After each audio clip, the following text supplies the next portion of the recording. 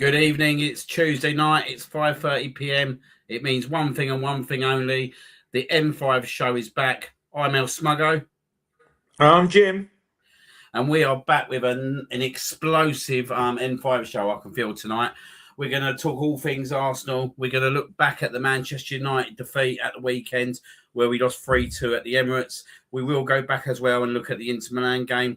We've got games coming thick and fast. Kairait in the Champions League tomorrow night, and then a massive encounter at Ellen Road on Saturday, which has now become even bigger after the result on Sunday. So, obviously, before we start and before I go in to say some welcomes to our viewers, how are you doing, mate? Yeah, all good, mate. Yeah, no. From a personal perspective, can't be better. I've managed to get the other side of that illness bug that's hampered me, mate, for most of January. That I think a lot of people have had this thing all over the world, but not sure if COVID was trying to come round and have another round. But yeah, no. From that side of things, very good. But from an Arsenal side, maybe slightly indifferent. What about yourself? Yeah, I'm not too bad, mate. I ain't gonna lie to you. I was an angry little gremlin on Sunday night. Had to go for probably the longest walk back to Finsbury Park that I've ever done.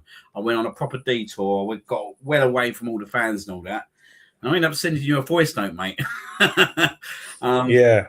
so you'll know how pissed off I was. I know how pissed off you was. So I'm actually really looking forward to obviously locking horns tonight and having that discussion with you.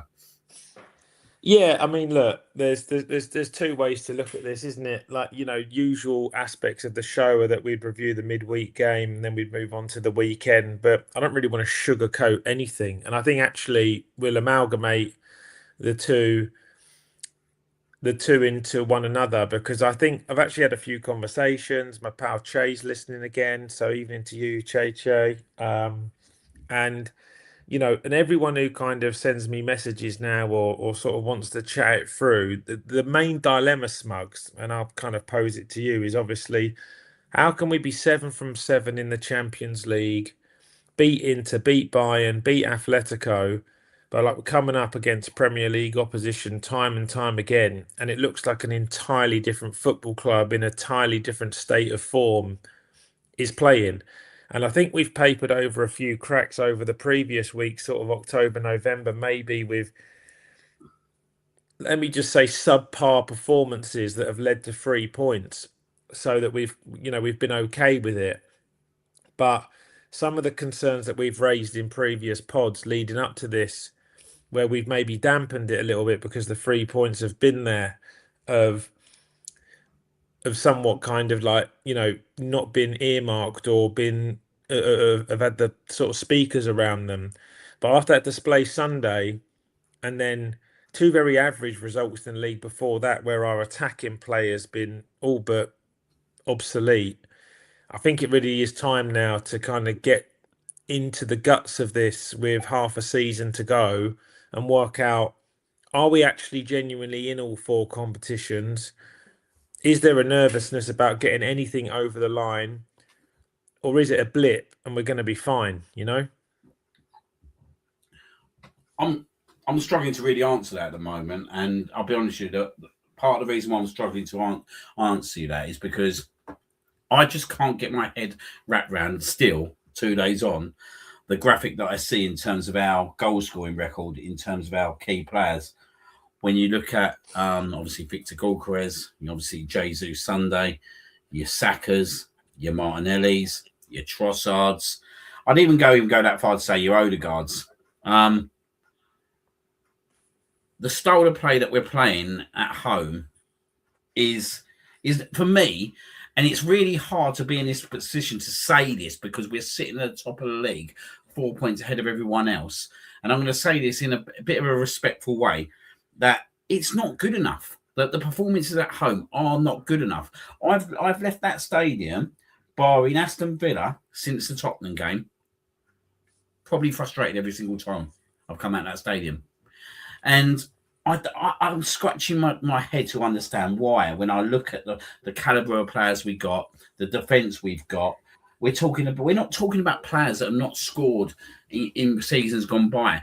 Bukayo Saka's hit 15 goals in the season. Martinelli's hit 15 goals in the season. Victor Gyokeres scored 54 goals in a season for his previous club. Yes, he's playing for a club that now is obviously at a much bigger level in a much bigger competitive league. But the stats don't lie. Do you know what I mean? Like, we are playing a brand of football that might win us the Premier League. But for me, it's so frustrating to see because I know what we've got on the pitch. I look at the caliber we've got on the pitch, and I'm sitting there thinking, I'm barely ever seen now Bukayo Saka have a shot. I barely see Victor Gyokeres even get a chance created for him. I barely see even Trossard get much of an effort in. And for me, it situates with this centre midfield, and I've said it for weeks and weeks and weeks. I just do not believe that we need to be playing both Zubimendi and Declan Rice on the same pitch week in, week out at the Emirates. I think we have to be more expansive. We need to trust our players more. We need to trust our defenders more. We've gone in games against Wolverhampton and sat deep for the last 5 minutes of a game and nearly got our asses burnt because of it. I watched us at Brighton. David Raya pulled off one of the best saves that I think I've ever seen at a football stadium to grab us a win that was 2-0 up and we was comfortable and we nearly threw that away. For Aston Villa, I'll keep saying it, great result. Onana went off injured at half-time. In the first half, he was running through our midfield. He was terrorising our midfield in that first half. Liverpool was diabolical in the second half. It was absolutely diabolical. I've never seen a team fold like they did on a pitch. Declan Rice's body language was totally off the second half. Something for me happened at half-time in that game. Yeah, you've mentioned that a few times. And I'll just go into this Manchester United game before I pass back over to you, mate. For 30, 35 minutes, we dominated that game. They didn't even put a patch on us until we scored. Then within 30 seconds of us scoring, if it wasn't for their forwards' bad first touch, he's clean through. He's clean through, and you're sitting there thinking, how the hell is this happening? Do you know what I mean? And yet again, after we scored the second goal, we just totally lost our railings again. I think we just totally lost our composure. Oh, look, I've been one of these people that have backed Madueke, and I've been quite impressed in terms of what he does. But obviously, he needs to improve massively with his final ball. But for him to run that ball out of play like he did, which led to the goal, is not acceptable for me. That shouldn't be happening. Do you know what I mean? Is that pressure? For me, he got more excited. He got totally too excited about the situation and totally lost his ratings a little bit. And it wasn't the first time he did it in that game. It was at least 2-3 times that he did that. Arteta has to make a big decision now. Arteta's the man who has to make that decision, and what the big decisions that he will make, he will be determined for at the end of the season. He's got two ways. He can go one way and end up being a hero at Arsenal, and he can make the big changes that needs to be made now, because he has sat on it, because we've got away with it for weeks and weeks and weeks. But look, when you're coming up against players like Casemiro and Fernandes, look, we know they blow hot and cold, but they're not players to be messed with. As you see in that second half, Fernandes took over that game. Fernandes took over that game in the second half, and he showed what a caliber of player he is in that attacking midfield role. We haven't seen that from Odegaard, apart from maybe the Aston Villa game. What has happened to Martin Odegaard? Why has Eze been dropped for 5-6 games without playing? These are big, big questions that need to be asked. Eberechi Eze looked like a man who was absolutely lost. He looked absolutely lost on Sunday when he came on. He looked like that his confidence had totally drained. He didn't know what to do. That was my assumption of it all. He just looked like like you just picked him out of a small a team last week and just whacked him into the Arsenal team, and he was like, what am I supposed to do here? He just didn't look with it, and it's like his confidence is totally drained. This is the same guy that banged a hat-trick in 2 months ago. Like, how do you go from being that high to that low in 2 months? We're stopping our players from enjoying playing football. Wingers, attackers thrive on scoring goals. It doesn't surprise me that there's some discontent in the camp at the moment. Look, we've seen it. Declan Rice arguing with the coach coming out of the tunnel the other week. Do you know what I mean? He was pissed off for quite a few weeks. And look, I don't want to say I told people so, but I picked up on it straight away. I picked up on Declan Rice straight away at that Liverpool game. Do you know what I mean? Martin Odegaard needs to be taken out of the limelight. He needs to be taken back out of the limelight. He needs to be put back onto the bench for a couple of games and see if another system works. Because at the moment, for me, he's becoming Granit Xhaka under Unai Emery. And why I say that, is Granit Xhaka under Unai Emery got substituted after 55 minutes every game. That's what Martin Odegaard's becoming here. And I'll tell you what the problem is with that, and it was the problem with Granit Xhaka. Once he got subbed 2, 3, 4 times, the crowd are thinking, well, he's not doing his job properly. Why is he captain? And that's the problem now, that the crowd are sitting there seeing Odegaard coming off 3, 4, 5 times. And that's why there's questions regarding, should he be the captain? For me, I don't think he's the right man for it anymore. I think we've outgrown him, but I understand that a decision probably will need to be made at the end of the season. But that doesn't stop Mikel Arteta not starting him at the moment. So if he doesn't start him, someone else got to be captain on that pitch anyway. Well, there's so many issues to kind of unfold there, and you've picked up on so many points. And I think probably this evening we're going to go back and forth on a number of them. Just on the Odegaard one, there's a couple of things. I disagree with you about having him out the team. I actually probably would be one of only 2 people that I would potentially start tomorrow night against Kairait, because a home game against what in essence should be a team that we should comfortably have a significant amount of the possession of the football would be a perfect opportunity for him to try and put down a marker and find some confidence and play.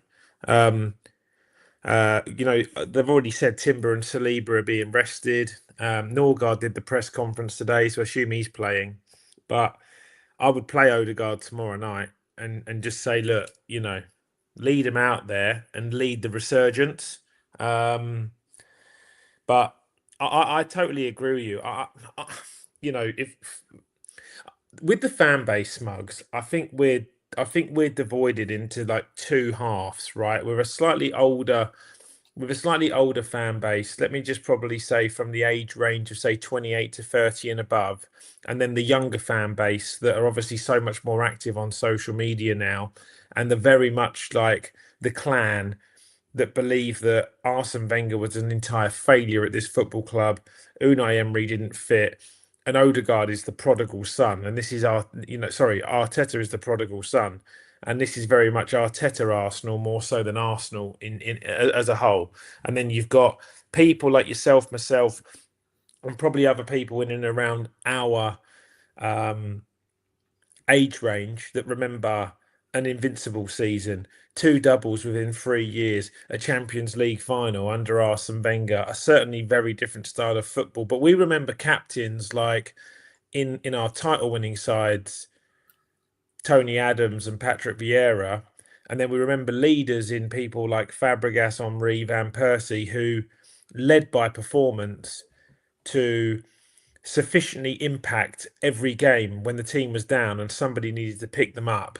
And Odegaard is neither of those 2 profiles for me, which is why I really struggle with him with the armband.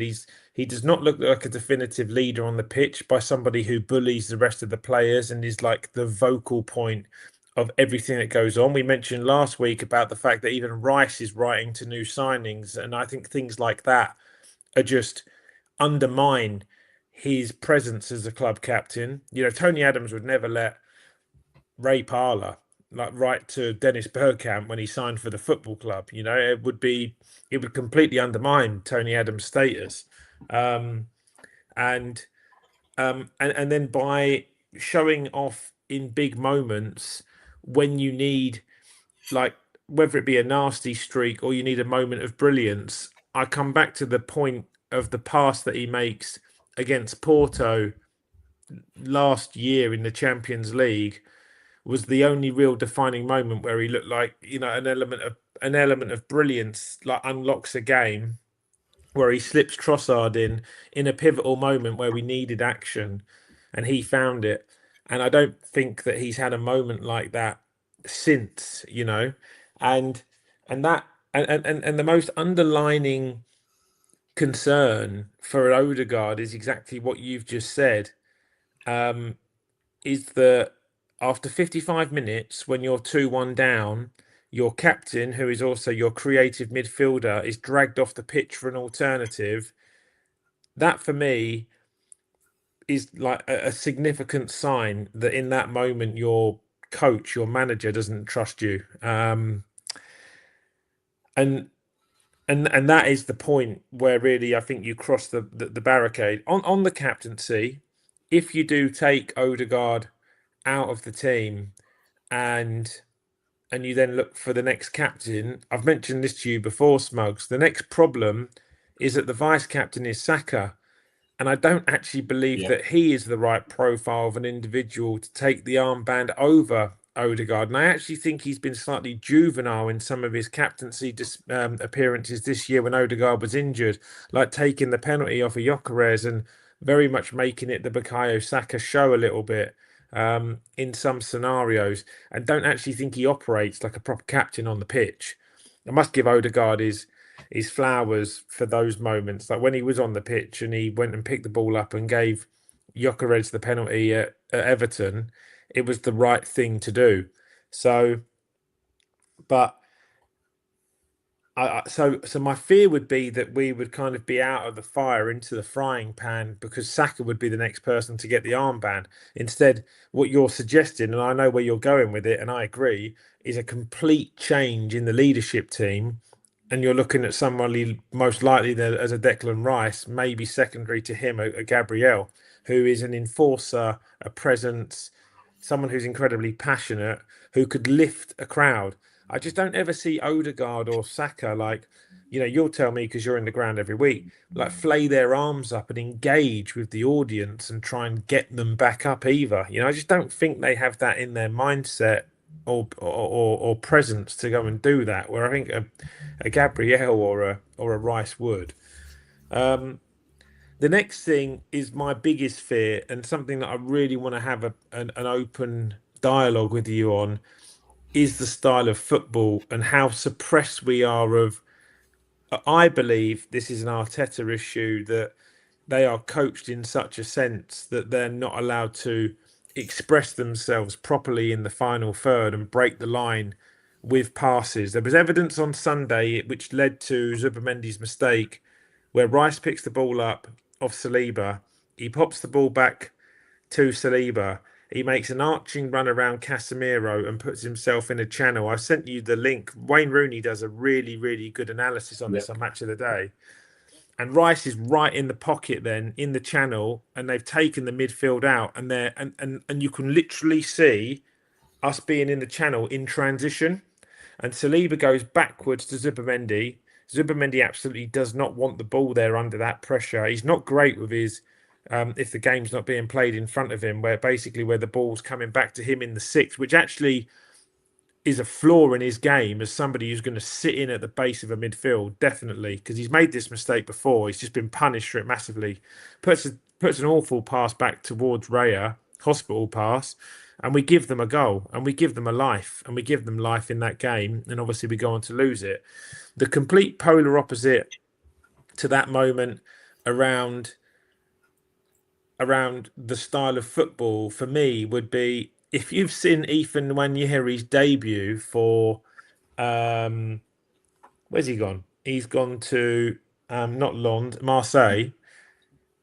The goal he scores is that of a driving run from the right eight, drops his shoulder, goes past a man, flicks inside, curls in the bottom corner from 20 yards out. And no one in our team has scored a goal or had a chance on goal like that this season, where they've beaten the block, It was a mid-block that Lens had. Lens are top of the league in France, by the way. They're no mugs. They've beaten the mid-block, dropped inside, took two guys out the game, and put a great finish on it. And Nwaneri's gone on and done that 12 minutes into his debut. And that is the difference between a manager who tells you to go out and express yourself and a manager who stands on the sideline utterly animated and just clicks fingers and shouts and hollers at people and tells them exactly where to stand on what step at every single given time. Yeah. And this has been an ongoing issue that we've had since that 22-23 season where Odegaard, Saka and Martinelli all score 15 goals. And ever since that point, we have not been attractive to watch. And the difference in a couple of those things were some little things. Man, I see people put out collages of Zinchenko passes this week and say we're missing Zinchenko's line-breaking passes. I mean, if anyone tries to convince me that guy should be in this Arsenal team, honestly, mate, I'm done with it all. I'll just go back into my cave. But what is different about that team then is that the pass that Zinchenko is making is into Xhaka, who was a deep-lying playmaker, but he's a left-footed left eight. And we've obviously moved into a right-footed left eight now, which means that Rice is playing on the half turn with his back to the left winger. So we're completely suppressing the left-hand side of the pitch to gain any width, which means Trossard is playing heavily inverted. Calafiori or Miles Lewis-Skelly, who occupy the left-back position, want to play infield. You look at the positions Calafiori took up against Fulham, he was almost playing as a 10. So we're not getting any width in our left-hand side. And I've mentioned this to you before, Smugs. There's just a really, really slow drift towards the right-hand side of the pitch where we over-convolute that space and we don't actually stretch the opposition and allow them to operate in. Where if we can actually stretch them out, use the left-hand side more, we could get a lot more activity out of the runs that Gyökeres is making, and we could also help free Saka up more on his fullback, and let him get in behind.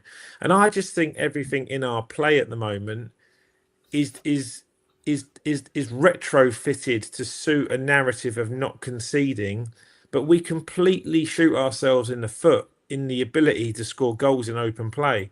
And if we get figured out, and the last 2 years we've been figured out a little bit around this Christmas break, is because we tweak our set play strategy, and it takes the teams one fixture in the league to work them out. Then the second time round you come to play these teams, they've got your card marked a little bit because you haven't really changed the way you operate, and they know how you're going to operate. And United under Carrick have come to our patch. Mate, I'm sitting there watching Bruno and Dorgu play tick-a-tacker around our billion-quid squad, and it's embarrassing, utterly embarrassing. And Bruno's come to our house, and he showed Odegaard how to play in that advanced eight. He's taken the game. He's taken the game under. He's taken it in the palm of his hands. He's put his hand around the neck of the game, and impacted it. And the thing is, Smugs, when we're setting up like that, where we're not really going forward, it is so much pressure then as a defensive unit to be absolutely rock solid defensively. And United just carried on walking through the middle of us. They kept creating chances through the middle of the pitch and getting in the final third, in and around the box, through the middle of the park. I'm sitting there thinking, your number 10's not allowed to drive forward. Your number 9's being totally exposed. When Jesus is on the pitch, who was awful, he's playing a free role and he's not even playing on the last man, so he's helping out in defence. Your two wide players are inverted and your fullbacks are playing narrow. How the fuck are they getting space in the middle of the pitch? Positionally, it means that we're all over the place. I'd get it if we were stretched and we're trying to get in behind them on the counter and stretch the game out a little bit. But when we're playing so convoluted and compressed in the middle section of the field, how are they just trotting through us like that? Like Dorgu and Fernandez exchanged like 6 passes, and no one's got their boot on the ball. It's crazy. His selection Sunday rattled me. Why has he chosen this game to go with Jesus in the 9? Because he had an all right game against Inter Milan. Like, straight away, we didn't pin in their two centre halves. The two centre halves played 5 yards higher up, which means we didn't stretch Casemiro, who's 34 years old or whatever he is, and playing on old legs. So we've allowed Casemiro to have a game because Mainu wouldn't be able to do both their running, because Gyökeres would have pinned them right back on the edge of their own box, and then Odegaard could have played higher in the press. You've played Trossard with Jesus. He's only played with Martinelli so far this season. Hincapi comes straight in after 6 weeks out as to Mark Ahmad, when Timber should have played and White should have played. I just think they got everything wrong Sunday, mate. And yeah, it was great, and we were 7 from 7 in the Champions League. And people keep telling me we're top of the Champions League. It don't mean dick. It doesn't mean anything. It's the group stages of the Champions League. We could go out in the first round of knockouts. What are we going to do and say, well, we won the group stage? What, you fucking mental. Like, it doesn't mean anything. The only benefit from it is the fact that we get a home leg in the 3 sets of 2-match ties, which is a slight advantage, but it doesn't guarantee you a final. PSG finished 7th or 8th last year and got through everyone and went on and won the tournament. It doesn't make that big a difference. So, being top of the Champions League is fine, but if it was leading to momentum because you were setting out a footnote as to the way in which you're playing in the Premier League, but it looks like 2 totally different teams. And the difference is, with cup football on the continent, other teams play 5 yards higher up, and they try and they're trying to take points off you in all of those games. In the Premier League, teams will play a marathon-based football where they'll suppress, and they'll be happy with a point if they come to us, but they will try and take 3 points out of you. And that's where, from a technical and cohesion and and technical ability, and in essence, just some actual composure is required to break an opposition down. We have not done it, mate. Che was messaging me earlier, and we were talking about Liverpool. How have we respected Liverpool so much, mate? We've not even laid a glove on them. We've had 1 shot on target in 180 minutes. They've conceded 32 goals in the league. They're not good this year, right? And we haven't even tried to beat them in 2 ties. It's not good enough, Smugs. It just isn't good enough in the Premier League, mate. And realistically, if he'd have had any bottle or any desire to go and beat teams, we'd be 10 or 11 points clear now, and we're laughing that this thing will be over before we go City away. And actually, we're 4 points clear. We've got Leeds away Saturday. Yeah, all right, City have got a couple of tough games coming up, but we're 4 points clear, and now every single Premier League game's a fucking cup final.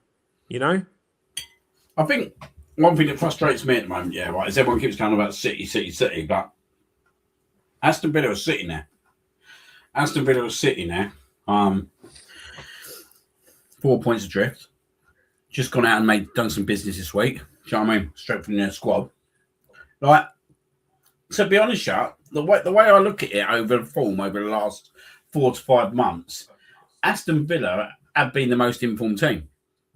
When you look at it, they're probably the only one that's put on a massive string of results together in one go. Look, we did beat them comprehensively at our ground in the end, but I feel like at the moment we're all putting our eyes on Manchester City and totally kind of forgetting that Aston Villa are sitting there as well.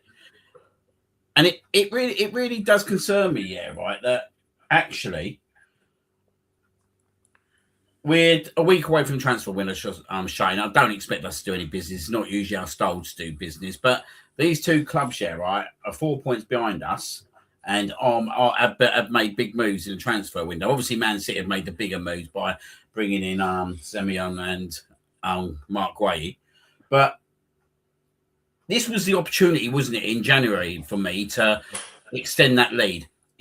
When you sit there and think about it, that actually we took 2 points out of 9. And when you look at the fixtures, you think Nottingham Forest, they were 4th and bottom at the time. Now, I did say that I felt like their position's a little bit masked, and I think I'm backed up with that with their result of the weekend at Brentford. I don't think they'll finish 4th and bottom whatsoever. I think there's much worse teams than them. And look, Man United got a really positive result against Manchester City, but we should have been looking at at them points, yeah, right. Especially what happened in the results leading up to each game week. So Aston Villa and Man City had already played by the time we played Nottingham Forest. My concern is what the players are showing on the pitch.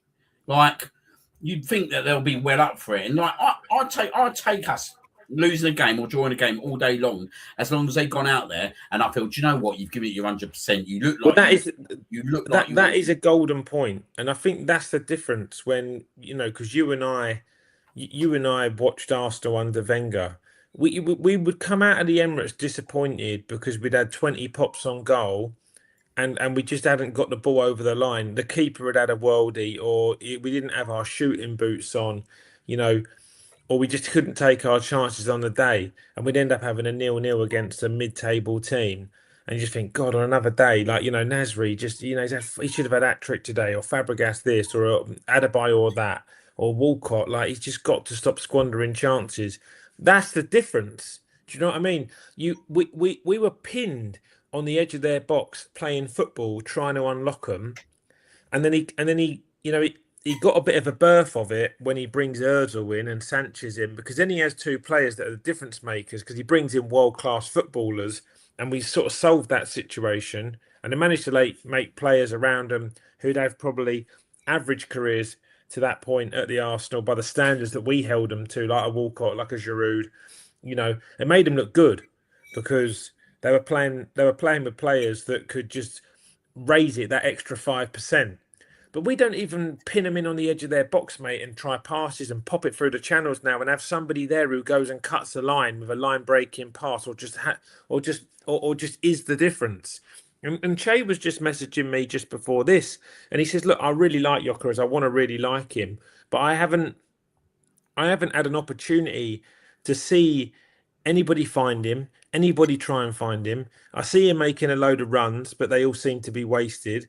And we don't know if the geezer's any good or not yet, because he hasn't actually missed a barrage of chances. Like, he's just trying to get his head on a half chance, or we're trying to. This is the thing with Gyökeres. He's scored 97 goals in the last 2 seasons, and I ain't seen a single goal he scored with his head. But now we're asking him to score headers. Like, well, why? Why are we doing that? Actually, at the front of the pitch, other than Gyökeres, who's 6'2", 6'3", we're not that much of a tall team, because Mourinho doesn't start. Jesus is 5'9", Martinelli's 5'10", Trossard's 5'8", Saka's 5'9". What are we doing? Why are we trying to score headers against 6'3" defenders? Why would that be your strategy? If you've got explosive, technically gifted players who can be tricky in and around the box and break the line, why would you not find somebody in space and have them cut the pass? What if we bought Eze for? Like, question to you, Smugs. Why have they bought Eze? Because at the moment, I've only got 2 answers. It was a panic buy because Havertz got injured again. And the other thing was just because it was for media attention, because Spurs were about to sign him. Other than that, I generally can't fathom what we've bought him for at the moment, because he's not being used in games to help us unlock low blocks, which was the reason that we were poor last year. I can't answer the question about Eze at the moment, because I'm very frustrated with the situation. I'm a bit frustrated how the situation's occurred. I think he's been treated differently, if I'm being totally honest, to other players. Like, okay, he didn't track Matt Cash. What about Subamendi? He bottled out that Inter Milan goal. Show he's back to that player, even though it was a great finish. And then he does what he does on Sunday. So, do you know what I mean? The problem with Mikel Arteta at times, yeah, right? My biggest problem with him at times, he's too stubborn. He's too stubborn, and he won't make the changes when he needs to make the changes. So when I say that, yeah, right, and I want to throw this back at you, Jim, because I want to get your understanding on this one. What was your thoughts of him making 4 substitutions at one time on Sunday? Because I thought not only did he show his hand with that a little bit, but that was down to his own naivety or stubbornness again, that he didn't make the right substitutions when he should have made the right substitutions at half time. I thought he just panicked, if I'm being honest. I've never seen like changing four outfield players is pretty much changing all but half the team. So it's not just bedding like one or two players in and you're executing an existing strategy. You're pretty much changing the entire dynamic of everything on the pitch. So the other six players have then got to get their heads together and and then kind of adapt a new thing. To give him his dues, I don't want to really lay into Saka too much. I actually thought Saka was having a pretty good game on on Sunday, and I think he had the running of Luke Shaw in the main, or he's definitely caused him enough troubles. And then he brings Madueke on, moves Saka to the left hand side when Madueke was what we believe was signed as an alternative player to play on the left wing and a backup to Saka on the right wing. And Saka's got the running of his left back, and he moves Saka to left wing, who's never played there really, or hasn't played there for 4 years. Really, he has been a expert right winger, and then he moves Madueke to Luke Shaw. And it somewhat almost takes Saka out of the game because it changes the entire dynamic of what we were trying to do in the attack. And I just don't, I can't. Again, Martinelli's been quite impactful off the bench, and they with tired legs, I think he would have been far more direct at Dalot than Saka, who was probably trying to come infield, and not go outside the fullback. So I didn't understand it. Marino come in, and I can understand that substitution because he's a box crasher and he's off the set pieces. He's another asset. I thought Gyökeres did very well off the bench. Actually, I thought straight away he showed why he should have started that game because he gave Martinez a nightmare the minute he come on, and he pinned them in. He got physical with them. He bought fouls. He had a couple of nice flicks around the corner. He had a pretty solid chance on goal, which I think he ended up getting because he sent Martinez back to Old Trafford. The ref's giving it as a foul, but he gets a shot off, and Lamens actually makes a good save if you see it from the other angle. People think he scuffed it. Lamens actually gets a big hand on it, and it deflects off him when it should have looked like he squared it, but the goal would have got chalked off anyway, I think. But and I thought he did okay when he come on, and I thought Ben White was poor when he come on because he just didn't really know how to impact the game. And actually, when we were in the ascendancy and we are chasing the game, probably the right person to bring on at left back was Lewis Skelly because he's technically probably the best out of all of them on the ball. So I honestly, mate, I'm really struggling with the gaffer and understanding what he's trying to do because in the last three league games we just are not. It's the same old issue is just constantly reoccurring, which is that we are not creating any chances in open play for our attackers. So now when you're reading these stats off about Gyökeres open play goals, Saka goals, someone sent me a stat earlier saying Odegaard's got 4 Premier League goals since April last year, which is crazy. It's pittance for the position he plays. And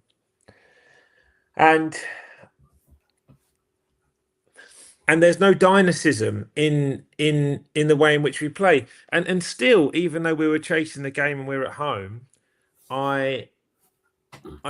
he still made like for like changes, and he didn't.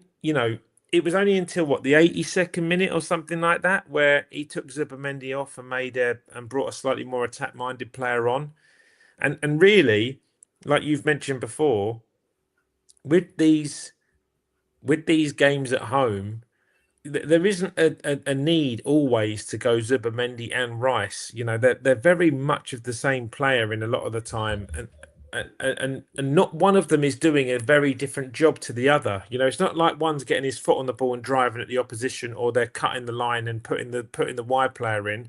They are both playing quite a similar position in the double pivot where they're just like rotating possession of the football and retaining the ball in areas of the pitch where we're gaining territory, and neither of them are the creative spark. So they should either be trying to rotate the ball between the two of them and get the ball into the attacking 10 to break the to break the opposition down, or one of them needs to just have a slightly different angle to their game as to how like we can move the ball through the channels and break a block. But like neither of them really do it. You know, Zubimendi's made a couple of neat passes throughout the season. Probably the one that I remember most was that little flick around the corner for Gyökeres against Atletico Madrid, and Oblak makes a good save. But I can't really. I can't really remember many occasions where in open play either of them are being very creative. And you know, when I see the manager's press conference today, I'm going to read it out because I sent you the paragraph on it, and I'm going to quote Mikel Arteta. And it was so encouraging and beautiful because what came out of this is very simple. We have earned the right to be in a great position in 4 competitions, and in the next 4 months, we're going to live and play with enjoyment, with a lot of courage, and with the conviction that we're going to win it. And that, when I read that, maybe it's the sinister side of me after what's happened post Sunday, but I feel like he's just sat there, and if I'm assuming that he is talking directly to me as a fan, I feel like he's just lying through his teeth at me, because that suggests to me that the style of football will change immediately and we will start playing expressive football and taking risks. And I do not believe, and I'm keen to get your opinion on it, that is in his makeup to play like that, because we haven't played like that for 3 or 4 years. He's got to back up his words, isn't he? In my opinion, if he's going to come out and say something like that, he needs to deliver. And the only way he delivers is by showing it on the pitch. Only time will tell, if I'm being totally honest. At the moment, does it need it? 100% it does. Do I see him doing it? If he doesn't do it, he ain't winning the Premier League, in my opinion. And I know that sounds quite damning at the moment, but that's where we're at. That's where we're at, because you can't just keep relying on Man City to slip up. Do you know what I mean? You can't rely on Aston Villa to slip up. This title race, if we're being frankly honest with you, should all be over after what Man City's January. It should be. It's not even like we've been playing games before them. We've been playing games after them. So when we go and play like your likes like Manchester United, your Nottingham Forest, we already know what's happened at the other grounds. So you're sitting there thinking, do you know what, the boys are going to be well up for this now? Do you know what I mean? We're going Nottingham Forest. We could end up being 9 points clear, whatever it is at the time. And then you just see the performance that they go out there, and it's just like they're going through the motions. And it's like, do you guys actually realise what you could be if you go and do this and bring this kind of Premier League back to this club? You raised a really good point to me yesterday, Jim. We've had some unbelievable players, mate. This is what you said to me. We've had some unbelievable players at this club that's not been able to bring that Premier League trophy back over the years. Robin van Persie, Cesc Fabregas, Alexis Sanchez, Mesut Ozil, Aubameyang, Santi Cazorla.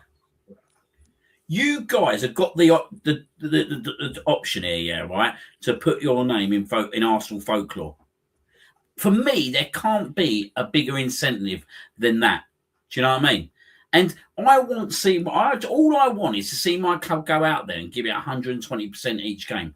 All I want is for my club to go out there and do whatever they can to get that trophy in our cabinet by the end of the season. That's all I want them to do. But I'm sorry, I haven't seen it over the last month in the Premier League. I haven't seen it. I've been disappointed nearly every game I've watched us play in the Premier League, if I'm being totally honest. I said it the other week. Do you know what I mean? Apart from the Aston Villa second half, I'm sitting there frustrated. And I'm sitting there thinking, why am I frustrated? We're 7 points clear. Because actually, we should be 11 points clear. Okay, you might not win a game. Do you know what I mean? Something might happen. These things do happen. But at least go out there and make sure that you've done absolute everything to determine that game. And I'm sorry, the tactics that we're playing, the style of football we're playing, yeah, right, is percentage game football at the end of the day. And you can only become 1-0 winners over a certain amount of times before you start becoming the other side of it, as we found out at Aston Villa. Do you know what I mean? Like, Mikel Arteta is the one for me and his coaching team that needs to change. That you can see by the expression on the players' faces at the moment that that they got the weight on their shoulders. But I'm sorry, people going on about the fans and all that, Arsenal, the expectation of the Arsenal fans, this and that. I'm sorry, stop throwing Arsenal fans under the bus here, yeah, right? It's not the Arsenal fans that are going out there and playing this style of football. Did I agree with the booing Sunday? I didn't boo naturally myself. I was shocked how loud the boos were, if I'm being totally honest. But I'm telling you now, Jim, that weren't because of that performance on Sunday.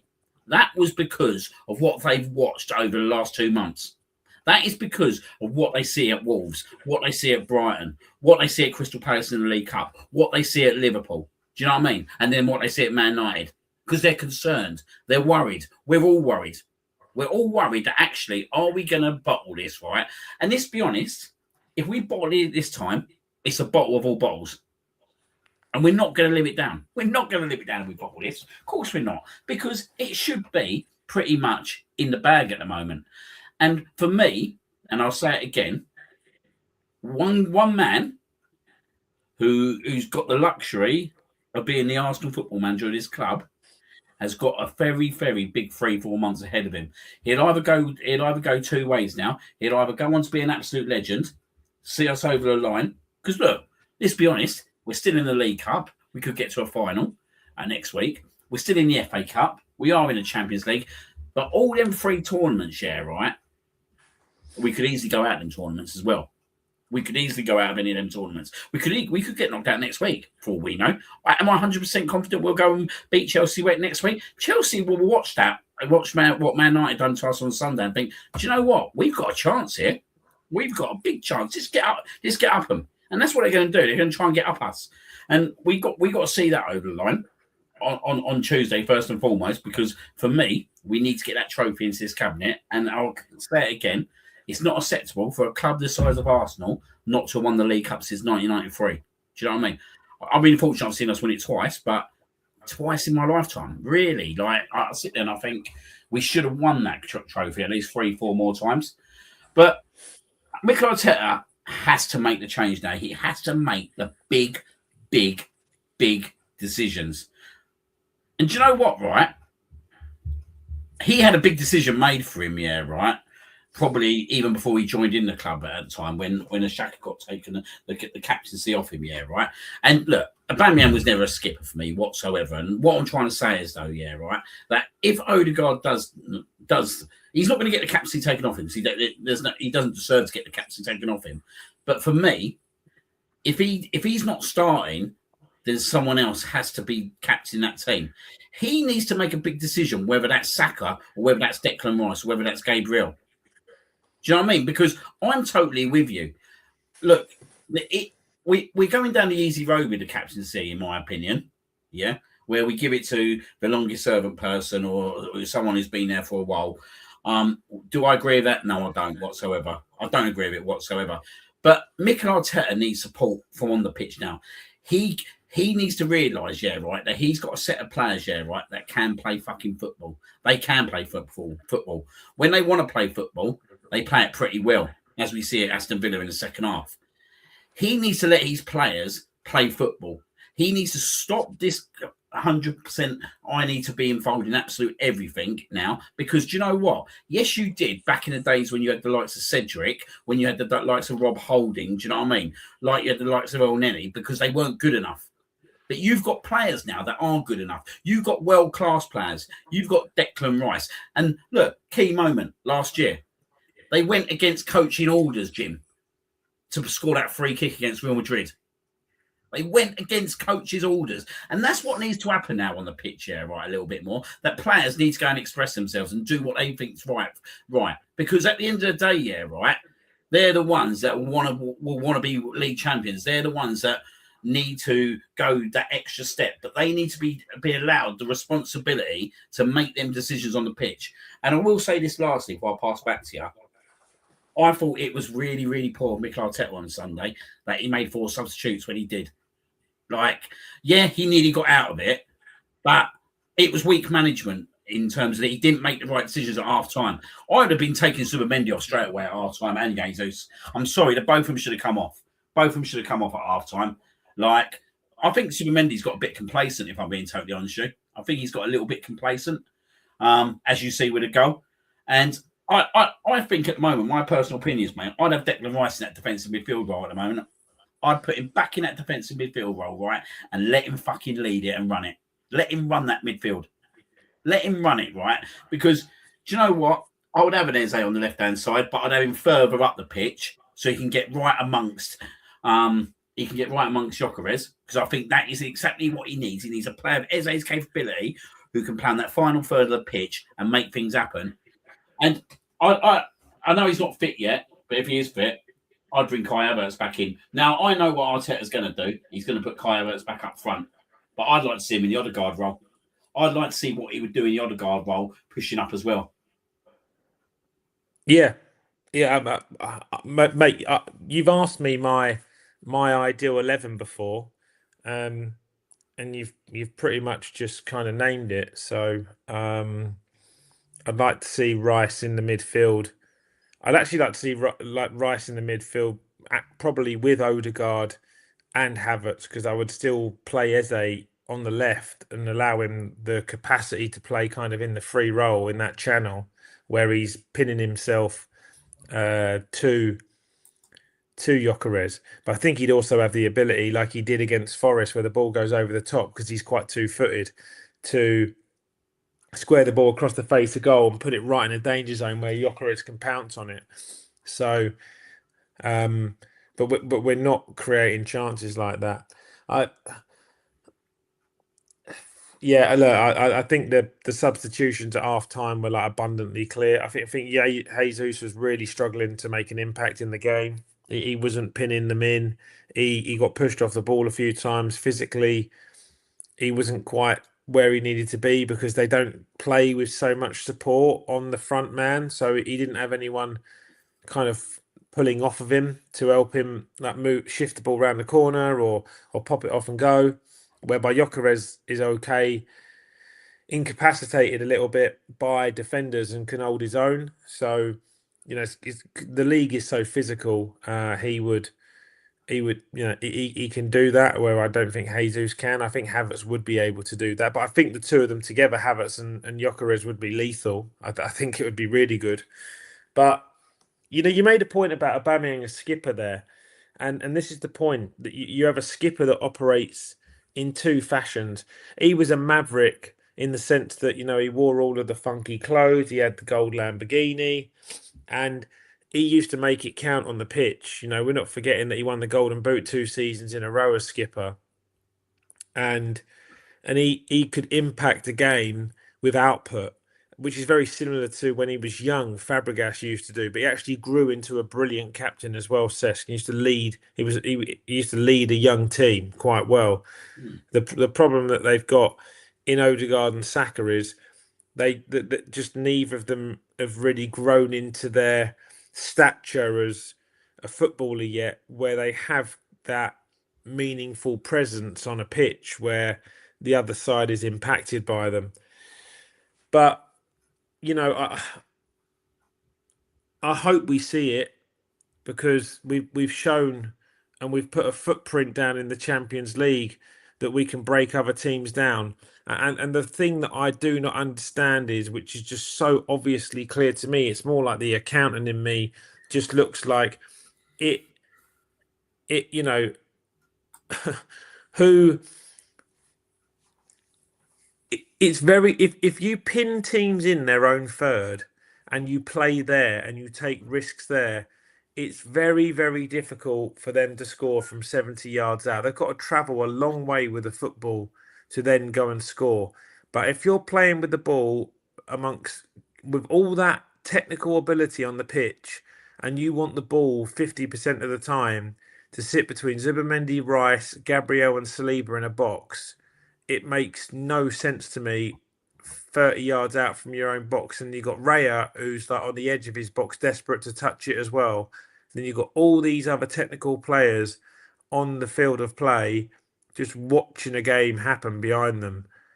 And I just do not understand it. I just can't get on board with it, and I can't fathom why they want to play like that. Because you know the thing is though, Smugs, when they do that and then they turn the ball out and the opposition think, okay, cool, commit 3 guys and press.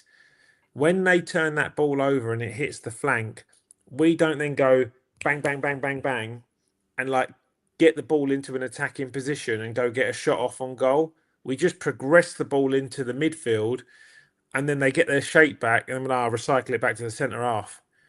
And I'd somewhat understand it that if that's the way that you're starting to play. A couple of years ago though, mate, that is how we played. Because I remember that game, that goal that we almost scored and then scored against Man City, which was tagged as Arteta ball, where they played the ball around the back, they drew City in, and then Ben White sort of did that flick around the corner and he popped it in. Then the ball goes into midfield. It goes out to Xhaka. Xhaka curls one out to the flank. Ball comes across and bang goal, And in like 6 passes, we just took them out. It was beautiful to watch. But we don't go and do that. Once we draw them into a press and we break the block down in our own third, we then don't go pass, pass, pass, and we're in behind. We're not. So we're playing the dangerous stuff in our own third, where we're trying to retain the football, but it isn't to go and then create a chance on goal. And you mentioned then about Arteta and the way in which and Chase put a comment in the tag, and some of the other guys have as well about how drilled and overcoached we are. But it feels to me like what we're trying to do is shake the football out to then get it into the final third in the flank area, or send the winger down the byline to deflect the ball out of play to create a dead ball situation. And if teams work out how to defend against us from dead balls, we look completely void of ideas as to how to go and score goals against them. And the set piece side of it should be a string. It should be a string in our bow. It should be an asset that we've got where, should a ball go out for a dead ball, we can then really punish teams, which is a bit how we played against Real Madrid. It should not be, this is our only thing and we're a one-trick pony. And I know you sent me a message earlier and you were beside yourselves at the comments that Paul Scholes had made about this would be the ugliest Premier League winner ever or whatever. But, trying to just neutralise that comment, I can understand where he's coming from, because for the neutral, or for the football fan, or for certainly the footballer who played in the late 90s to early 2010s era, football is it is not attractive to watch the way in which the game that we're playing has gone in the Premier League. We look like we're almost controlled by data in the way in which that we're trying to win games, and the technically astute footballers, which should really be led through Odegaard and Eze, are just not expressing themselves on the field of play. And it's a tough one, mate. Honestly, it's a tough one. And I think we're going to keep scratching our head and going over it. And, even this... the point I wanted to make earlier, mate, sorry. Because do you remember you said about 10 minutes ago about... we were sniffing past these teams 1-0, 1-0, 1-0, or we were celebrating the fact that, and social media became a thing about teams not having shots on target against us. It's been 800 minutes since someone's had a shot on target. It's an incredible stat, etc., etc., etc. And the way in which I saw us get over those lines, where we had 2 own goals against Wolves and it was a last minute winner. We just scraped over the line against Brighton, and Raya makes a arguably save of the season. X, Y, and Z, right? What we saw at the start of this season, when we went into about game week 7 or 8, and it was just before an international break, was a scenario where, if we didn't get a positive result and Liverpool did, like, bookmakers were talking about paying out on Liverpool already, because they'd signed Isak, they'd signed Wirtz, they'd spent 500 million quid, they built this team of superstars, and both those 2 players hadn't even got going yet, and I think they were going to be about 8 points clear. Well, but you and I were saying at the time, mate, they keep skanking results. They've had the one against Burnley, that Muppet from the ex-Man United player balls it in the 94th minute. They've done a 95th minute against Bournemouth. Chiesa keeps popping up with goals from nowhere, and they were trying to get rid of him in the summer. Mate, well, you look at Liverpool now, how quickly your luck can turn when you're just getting over the line in the dying embers of a game. They're 14 points behind us, you know, 20 point switch up, Smugs. And we're talking about 15, 16 game weeks. We're only 23 games in.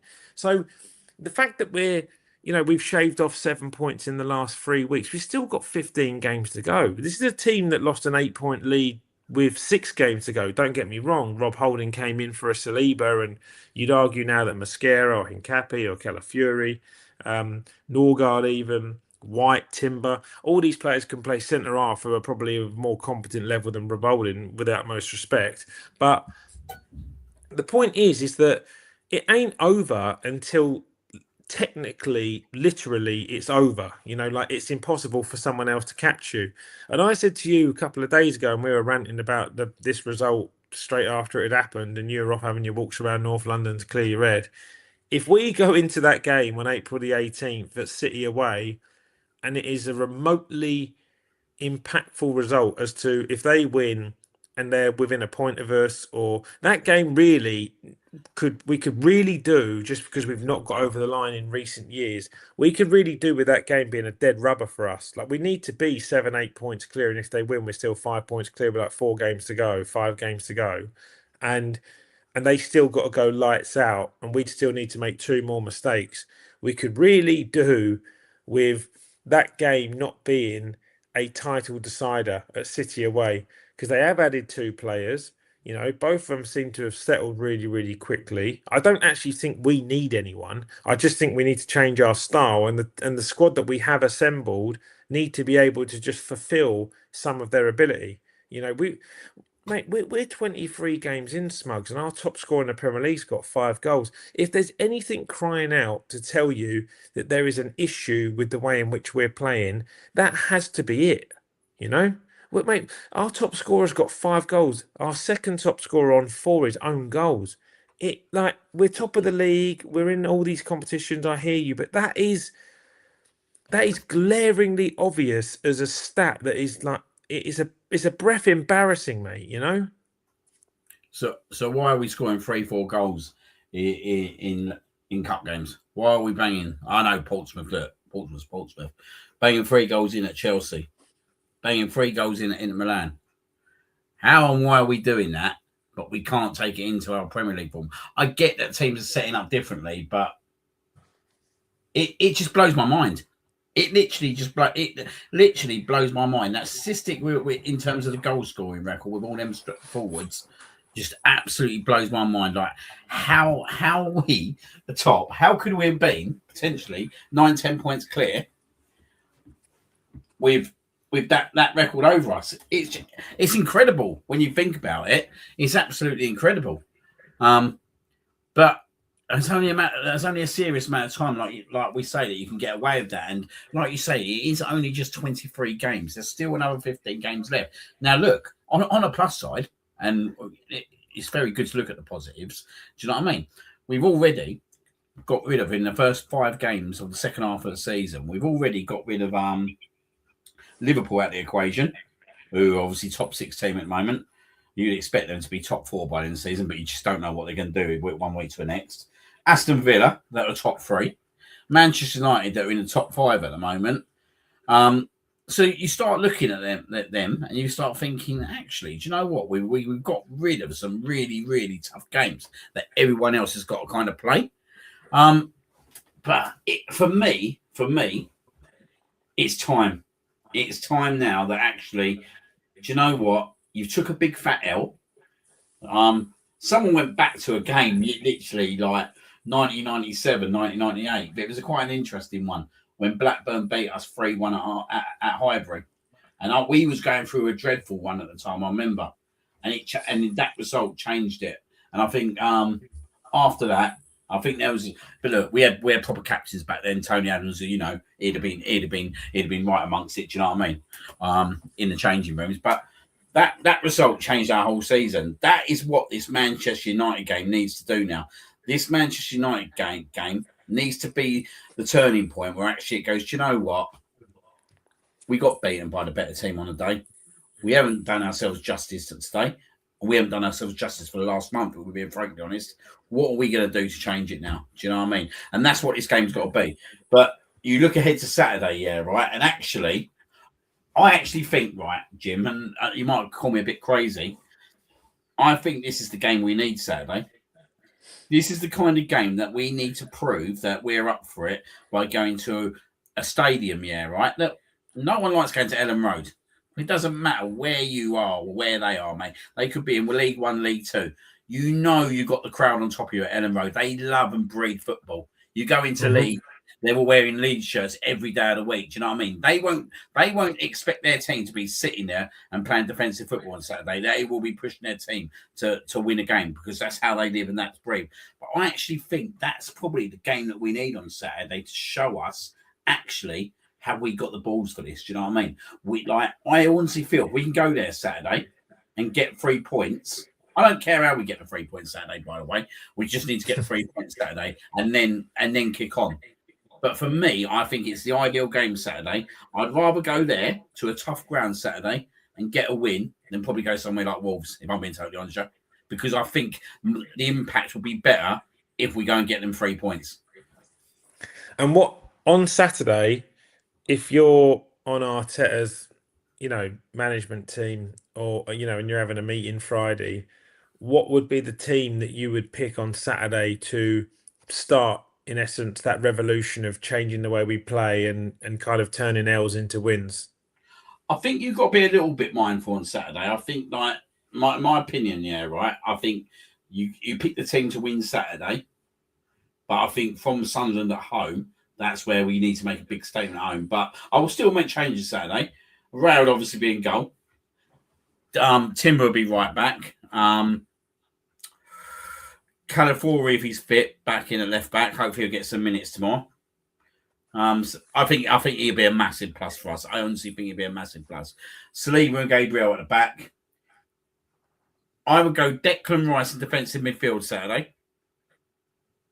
This might surprise you for Saturday. Mikel Merino, right-hand side of the three. Eze, left-hand side of the three.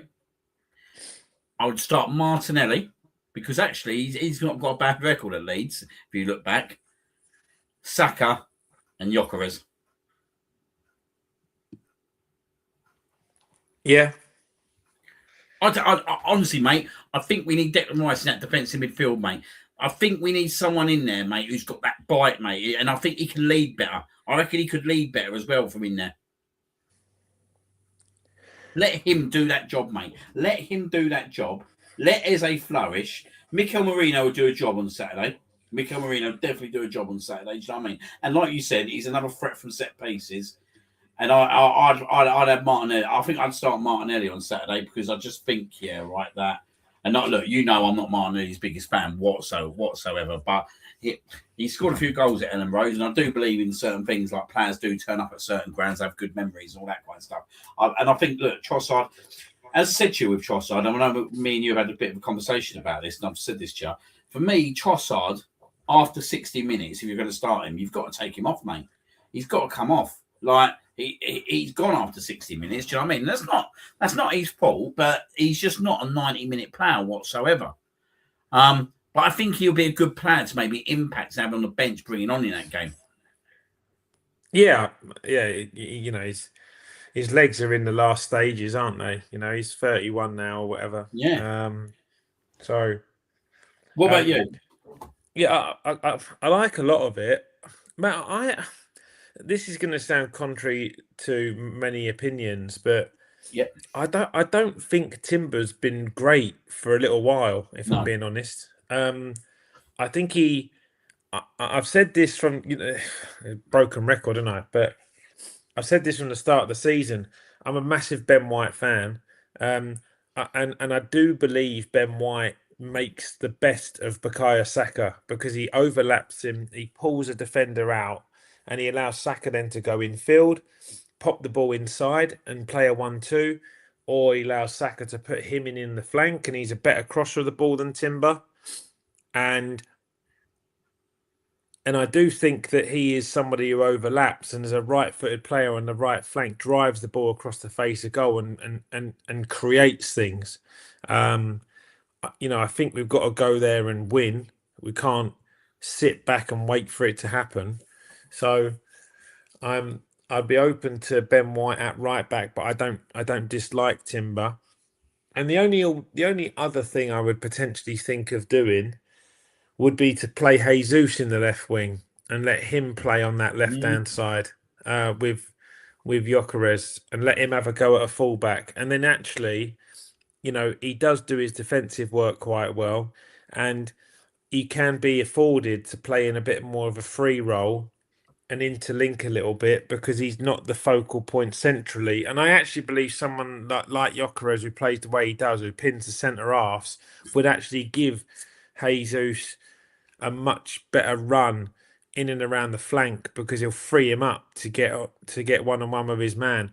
And I think Jesus is someone who could carry the ball into the box and draw a foul. And probably, he's quite good at getting fouled as he draws the ball into the box, and you might end up with a penalty or the ball might drop to a player who can get a shot off. So that'd be the only two things within that. I mean, I'm desperately keen to get Calafiori back at left back.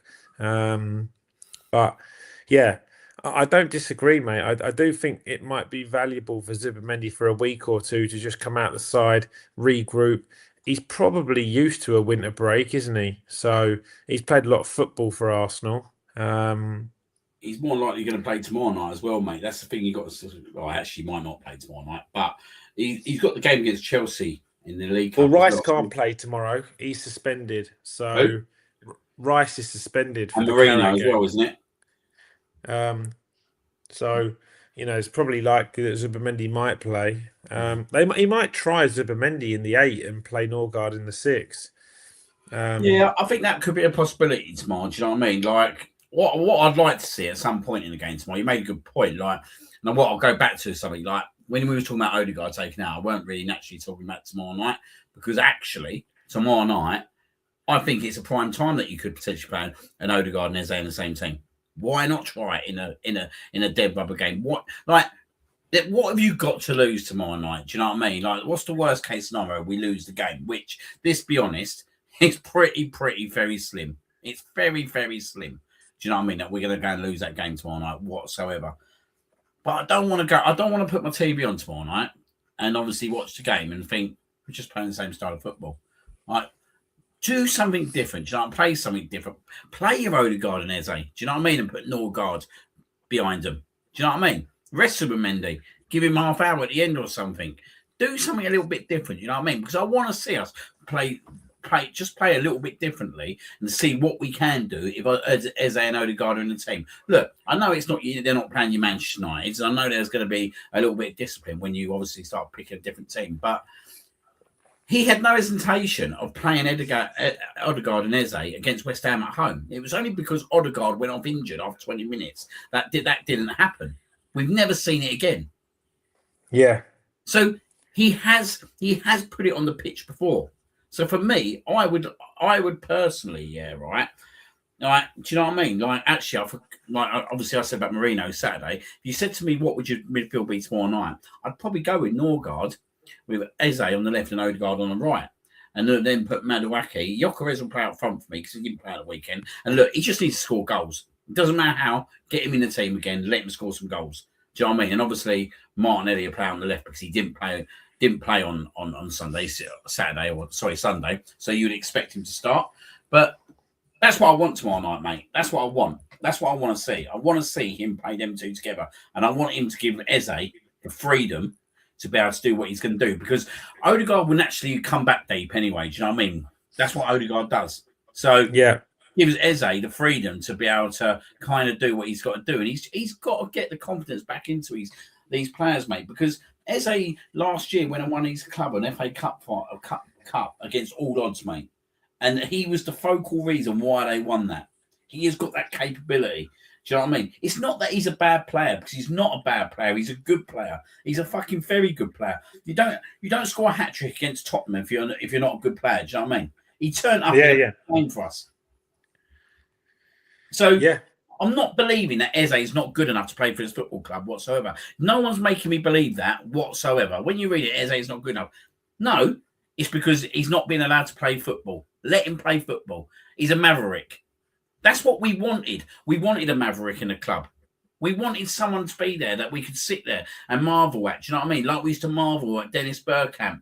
Do you know what I mean? We've had so many great creative players over here. Cesc Fabregas, what a fucking player he was, eh? Like I see someone put a comment about him earlier on. Like unbelievable player, unbelievable. Even Mesut Ozil, the maverick moments. Let Eze do that. Let Eze be that man.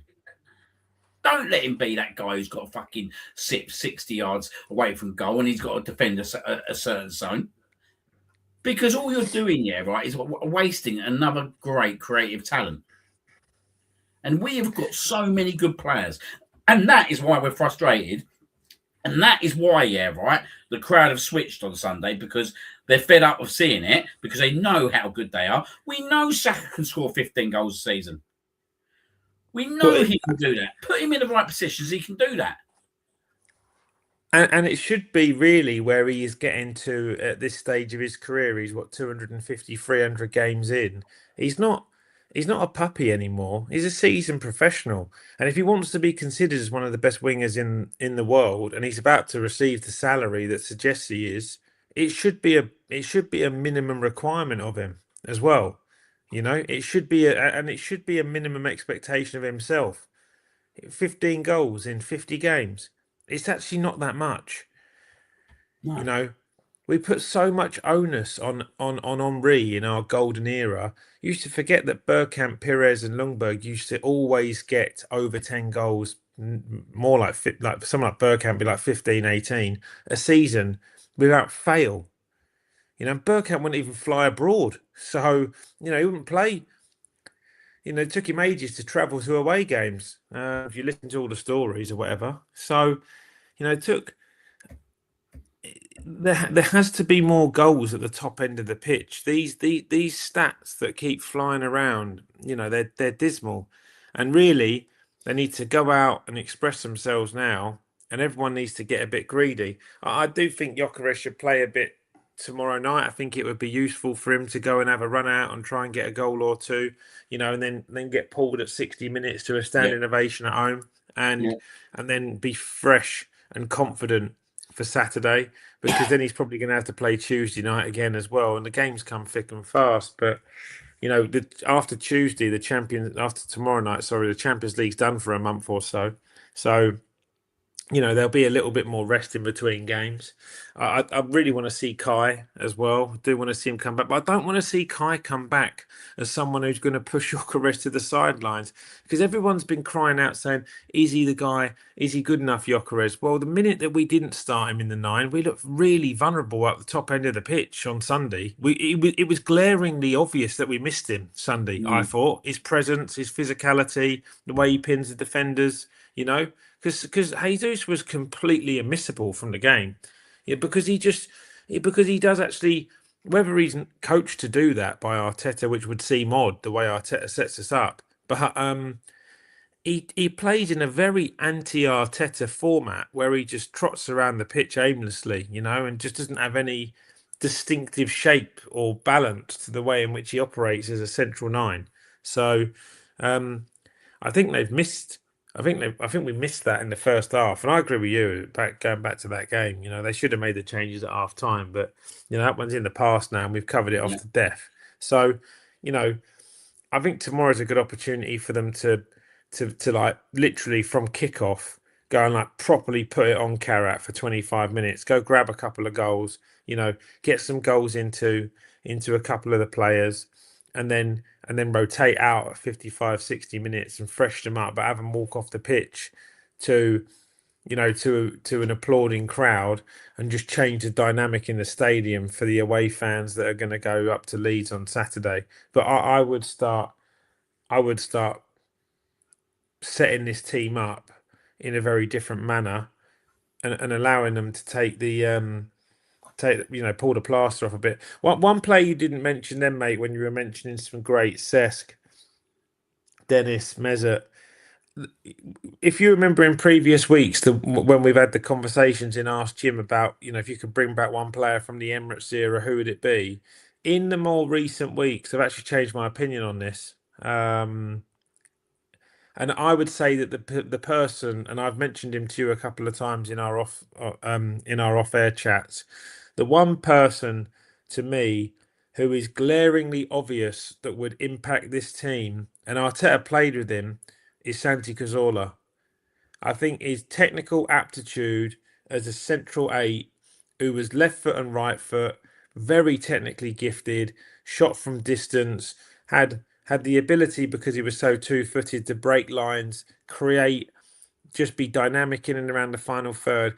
But he was so calm on the ball in and around the edge of his own box, where he could defend the ball, dribble the ball out, and technically, in a gifted way, like, get us out of trouble. I am beside myself sick of, like, when we're defending opposition attacks in and around our own box and a header goes up and we pick up the second ball, and the first thing we do is hoof the ball 100 yards into the air. I'm like, this is like when I used to play Sunday League football when I was like on my last legs as a footballer. This is not £1 billion football team. Trossard did it 5 or 6 times on Sunday. I was going Garrity, mate. I threw my phone at the TV, the remote went, the whole 9 yards. You cannot, it is inexcusable to me to just have the ball and no first thought of getting the ball under control and trying to play the ball out and counter the opposition because they've committed people forward. We just rip the ball up to the halfway line. Maguire picks it up and they come again. We're the home side here, top of the league. It's not like, I don't know what you think about it, Smug, but I've seen us do it all season and it drives me bonkers, especially when you've got a number 9 who comes to us with a catalogue of goals, who plays on the shoulder, who wants to get in the channel one-on-one with his defender. Why can't someone just take a breath, get their head down and chip it into the channel, let him go and hold it up and, like, let everyone can move up the pitch? We're hoofing the ball 100 yards in the air. You're sitting in the ground every week, mate. You must see it. And I don't know what the atmosphere is like or the people around you think when we do it, but it drives me fucking doolally. Right, yeah, I know. I'm a very frustrated figure at the moment, if I'm being totally honest. I totally agree with you. Like, some of the stuff that I've seen over the last month is just absolutely ridiculous. Where we're just hoofing a ball out for touch, like, and I do agree. Like, when you sit there, right, and I've said it a few times over the last few weeks as well. Yeah, well, when you see us playing this football, you're thinking we're not playing like champions. Do you know what I mean? And I keep saying it, we need to start behaving like champions. We need to start behaving that we want to be champions. And when you're just hoofing a ball up in the air, do you know what I mean?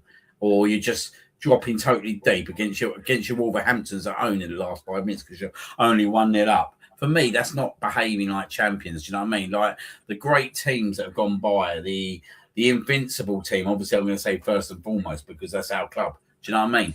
The triple winners of Manchester United, the Centurions of Man City, do you know what I mean? Even Jose Mourinho's Chelsea, do you know what I mean? You wouldn't see them hoofing a ball out for touch, do you know what I mean? Like the way we do. And I'm not talking about like an injury time because I can understand it when you're right back in the game. But sometimes I'm sitting there like after 70 minutes and I'm thinking, what are you actually doing? Do you know what I mean? Like, what are you actually doing? Like, surely no one's coaching you like this. Surely no one on the sideline from the sideline is sitting there in the training sessions going, do you know what? We'll get to 70 minutes, actually, just hoof the ball out. Just clear out the pitch, whatever happens. But that's what I'm coming to see, mate. And this is why I'm scratching my head, right? As I said to you earlier on, that rant about Scholes, yeah, right? I kind of get what you're saying, but I just think he pretty much gets on the bandwagon because he hates Arsenal. But I sit there, right, and I think, why? Why are we doing this? Like, we've got good players, mate. We've got really good players. We're talking about that. We got media talking about we're the best in the world. You can't be the best in the world doing that, mate. Do you know what I mean? If we're the best in the world doing that and playing like that, then it really doesn't say much about everyone else. And that's what I said to you earlier on. If we are that bad at the moment, and look, we ain't great at the moment whatsoever, but it just, and we're sitting 4 points clear, it pretty much tells you the standard of the rest of the Premier League. Do you know what I mean? Like, it's easy for everyone to go that, Arsenal will be the worst champions of all time. Okay, but what if Man City or Aston Villa win it now? Are they going to be the same? Are they going to be the worst champions of all time? Because this league is drab. Like, I watch games now. Do I get excited watching games in the Premier League? Absolutely not. Why am I getting enjoyed? Like, I've been brought up in an era where, do you know what I mean? You watch the passion, you watch the drive, but you also see absolutely fantastic footballers prevailing. This league has absolutely turned for the worst. It's turned for the worst. Every team's defensive minded. Every team, all they care about now is like teams trying to be like us at the moment, going from set pieces, throw-ins. And by the way, I think we're one of the worst at throw-ins, by the way. One of the worst. Like, honestly, like, I watched Ben White the other day, right, had the ball. I think it was Ben White. And it took him 10 seconds to take the throw-in. And the bloke he threw it to, he could have thrown it for at least 8 seconds before. And you're like, come on, mate. Do you know what I mean? Urgency. We're 2-1 down against Manchester United. Like, we've got, if we want to be champions, we want to, like, don't get me wrong, I want to get over the line first and foremost, but we're not going to get over the line by doing it that way. Do you know what I mean? You can't invite too much pressure on yourselves and expect to get away with it. And this is the piece now that he has to change. He has to change it. He has to change the style that we go out there and win games. Maybe he's thinking, do you know what? I just want to get through January. I know what a shit month it is, and then I'll start letting the shackles off a little bit. I don't know. Maybe that is what he's thinking. But when was the last time we let the shackles off? Like, we're talking Tottenham, like, and Aston Villa in the second half. But just let them off, mate, because when you've seen what we can do to teams at home when we do let the shackles off. Like, we destroyed Tottenham. It should have been, let's be honest, yeah, right? Tottenham should have been 5 or 6-1. Yeah. Tottenham should have been 5 or 6-1. Do you know what I mean? You look at the Aston Villa game, that could have been anything in the end. But on Sunday, I was watching a game and I'm thinking, if anyone's going to score again, it's Manchester United. So even though we did score from it, let's be honest, the only way we was going to score in that game was from a set piece, which we did. But it didn't surprise me when they scored again. And it certainly didn't surprise me when Cunha scored, because when he come on, I'm thinking, fuck. Do you know what I mean? Like, this guy's a talent. Cunha's a fucking top quality player, mate. We could do it like Cunha, if I'm being totally honest. He wouldn't have been a bad signing for someone like us. I think he's top quality. Top quality. And look, you give players like that 25 yards, they're going to destroy you. But you look at us, you think, we're never going to score a goal like that. We're never going to score a goal like that. We don't put ourselves into positions to score goals like that. Do you know what I mean? And yeah, it seriously needs a stance of change and pretty much soon, or otherwise we're going to be sitting here at the end of the season thinking, how did this happen? How did this happen? Because we are in the ascendancy. I've got no confidence, really, if I'm being totally honest with you, that Man City will go out and win every game, because I just don't think they're that good enough this year.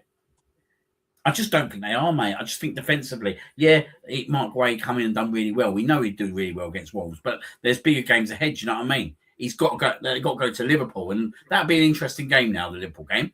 But I don't think they're going to win 15, 16 on a trot. Do you know what I mean? But at the same point, I don't think we are. Aston Villa, I think they'll.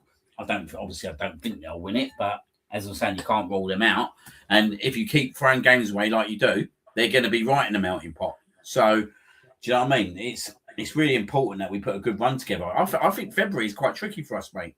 I think, like, going to Leeds on Saturday, like Brentford away, maybe doing all right this year. Okay, they lost to Forest the other day, but they've been doing all right. But you would like to think we should beat them. But it's a night game. Sunderland at home, Granit Xhaka, he'll want to come back and prove something, won't he? He'll have the boys revved up for that game. North London derby. Look, Tottenham are shit, but they'll do anything they can to try and beat us. We know they're going to bend over on Sunday. Of course we know they're going to bend over Sunday, because that's what they do. That's what they do. That's what they are. Why they're Spursy. And then you've got Chelsea at home. So you look at the next 5-6 games, mate, and you think, fucking hell, do I guarantee that we're going to win 4 or 5 of them? I'm not sure at the moment. Well, obviously, time will tell, and we'll see if he's true to his word in his press conference, and he he goes and pulls the plaster off now. Because I reiterate, I don't really think we need to sign anyone.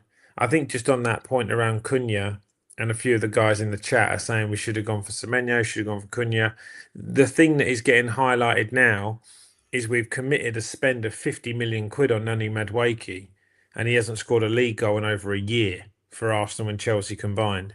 And then Semenyo's moved for that sort of money, Cunha's moved for that money, and Buemo's moved for 50 mil. How much would Anthony Gordon cost?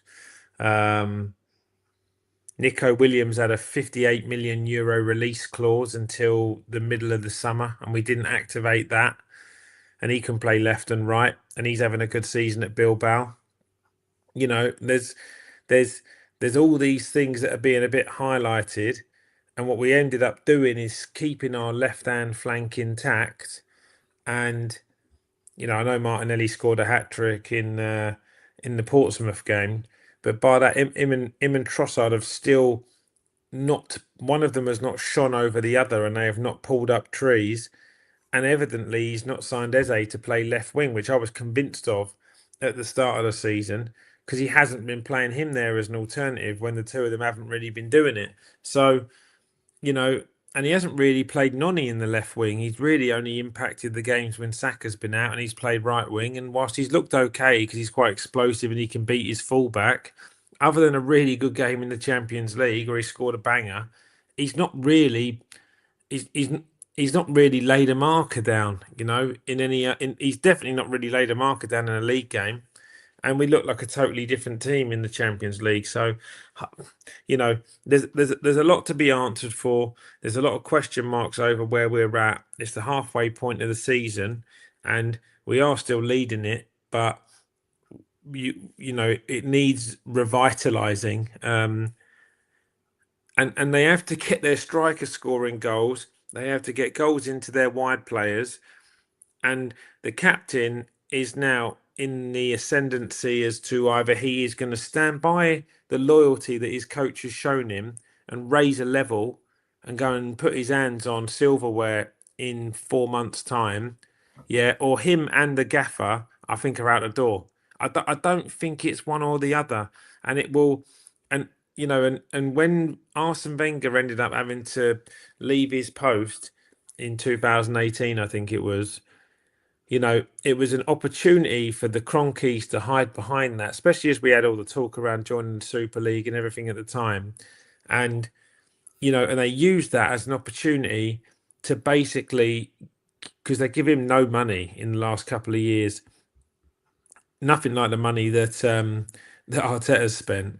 And also Emery did 135 million his first window, but they them two, if we don't go and get hands on trophies this year and we drop this lead and and we end up saying we finish second again, I cannot see a major overhaul in the squad this summer, which I think will be the manager. I think it'd be Odegaard, and I think a star player will leave that will need replacing. And I can't really look past Saliba or a Gabriel probably being one of those two players that will go. But my biggest fear is that Rice's contract is due for renewal this summer. And if we don't go and win something, and he's 27, he might think, I've come here, I was convinced of a project. I think it was probably likely it was going to happen, but for whatever reason, you either change the gaffer, and the gaffer comes in and says, "Declan, I'm going to make you skipper. We're going to win it all. Right? I'm going to build it all around you." Or he can pick any team in Europe, and he can have his pick of. Do you know what I mean? City going to have to place Rodri. He's done. Bayern Munich would take him in a heartbeat. I think Real Madrid would have him. I think Barcelona would have him. I think he could go to any club in the world now, Declan Rice, and we've elevated him and put him on that pedestal. So I'm not saying he will leave. What I'm saying is we shouldn't give these players the opportunity to even consider it. It should be absolutely equivocal and concrete in their minds that this is the club to be at if they want to win a barrage of trophies in the next 1, 2, 3 years. And And the next 4 months are going to be integral to proving that. Definitely. Look, I know obviously we've covered quite a lot of the show. Obviously I'm a bit mindful that we have got the Ask Jim section. So I think obviously what I'm going to do, Jim, I'm going to obviously go through some questions, but anything I've kind of I feel that we've answered, obviously I will raise it and then just see if you want to add anything else onto it. Is that all right? Yep, mate, far away. All right, let's just get on there. And obviously, thank you very much, everyone, again for obviously whacking your questions in today. We have got a giveaway for today's prize. So obviously reached out to Martin earlier on, who's going to be happy to give away one of our popular N5 clocks. So obviously Jimbo's favourite question will get the luxury of winning that today. Lovely. All right, so let's go and find. Also, Smugs, just before we start, yeah. Obviously when we started this, and and we're good pals, and we just enjoy doing this because we're passionate fans, and God knows how many games we've got between us, probably 700 plus, right? But to have 1.3 thousand people just in on the live, plus those guys on YouTube, like it's for those of people that just give up their time and come and engage. I just wanted to say, like, we're incredibly grateful, because didn't think so quickly into having a show that we would have such a barrage of people show love and time to come in and listen. So I just want to say thank you to everybody that does engage, because it's it's really special to have over 1,000 people, like, when you're hosting a live.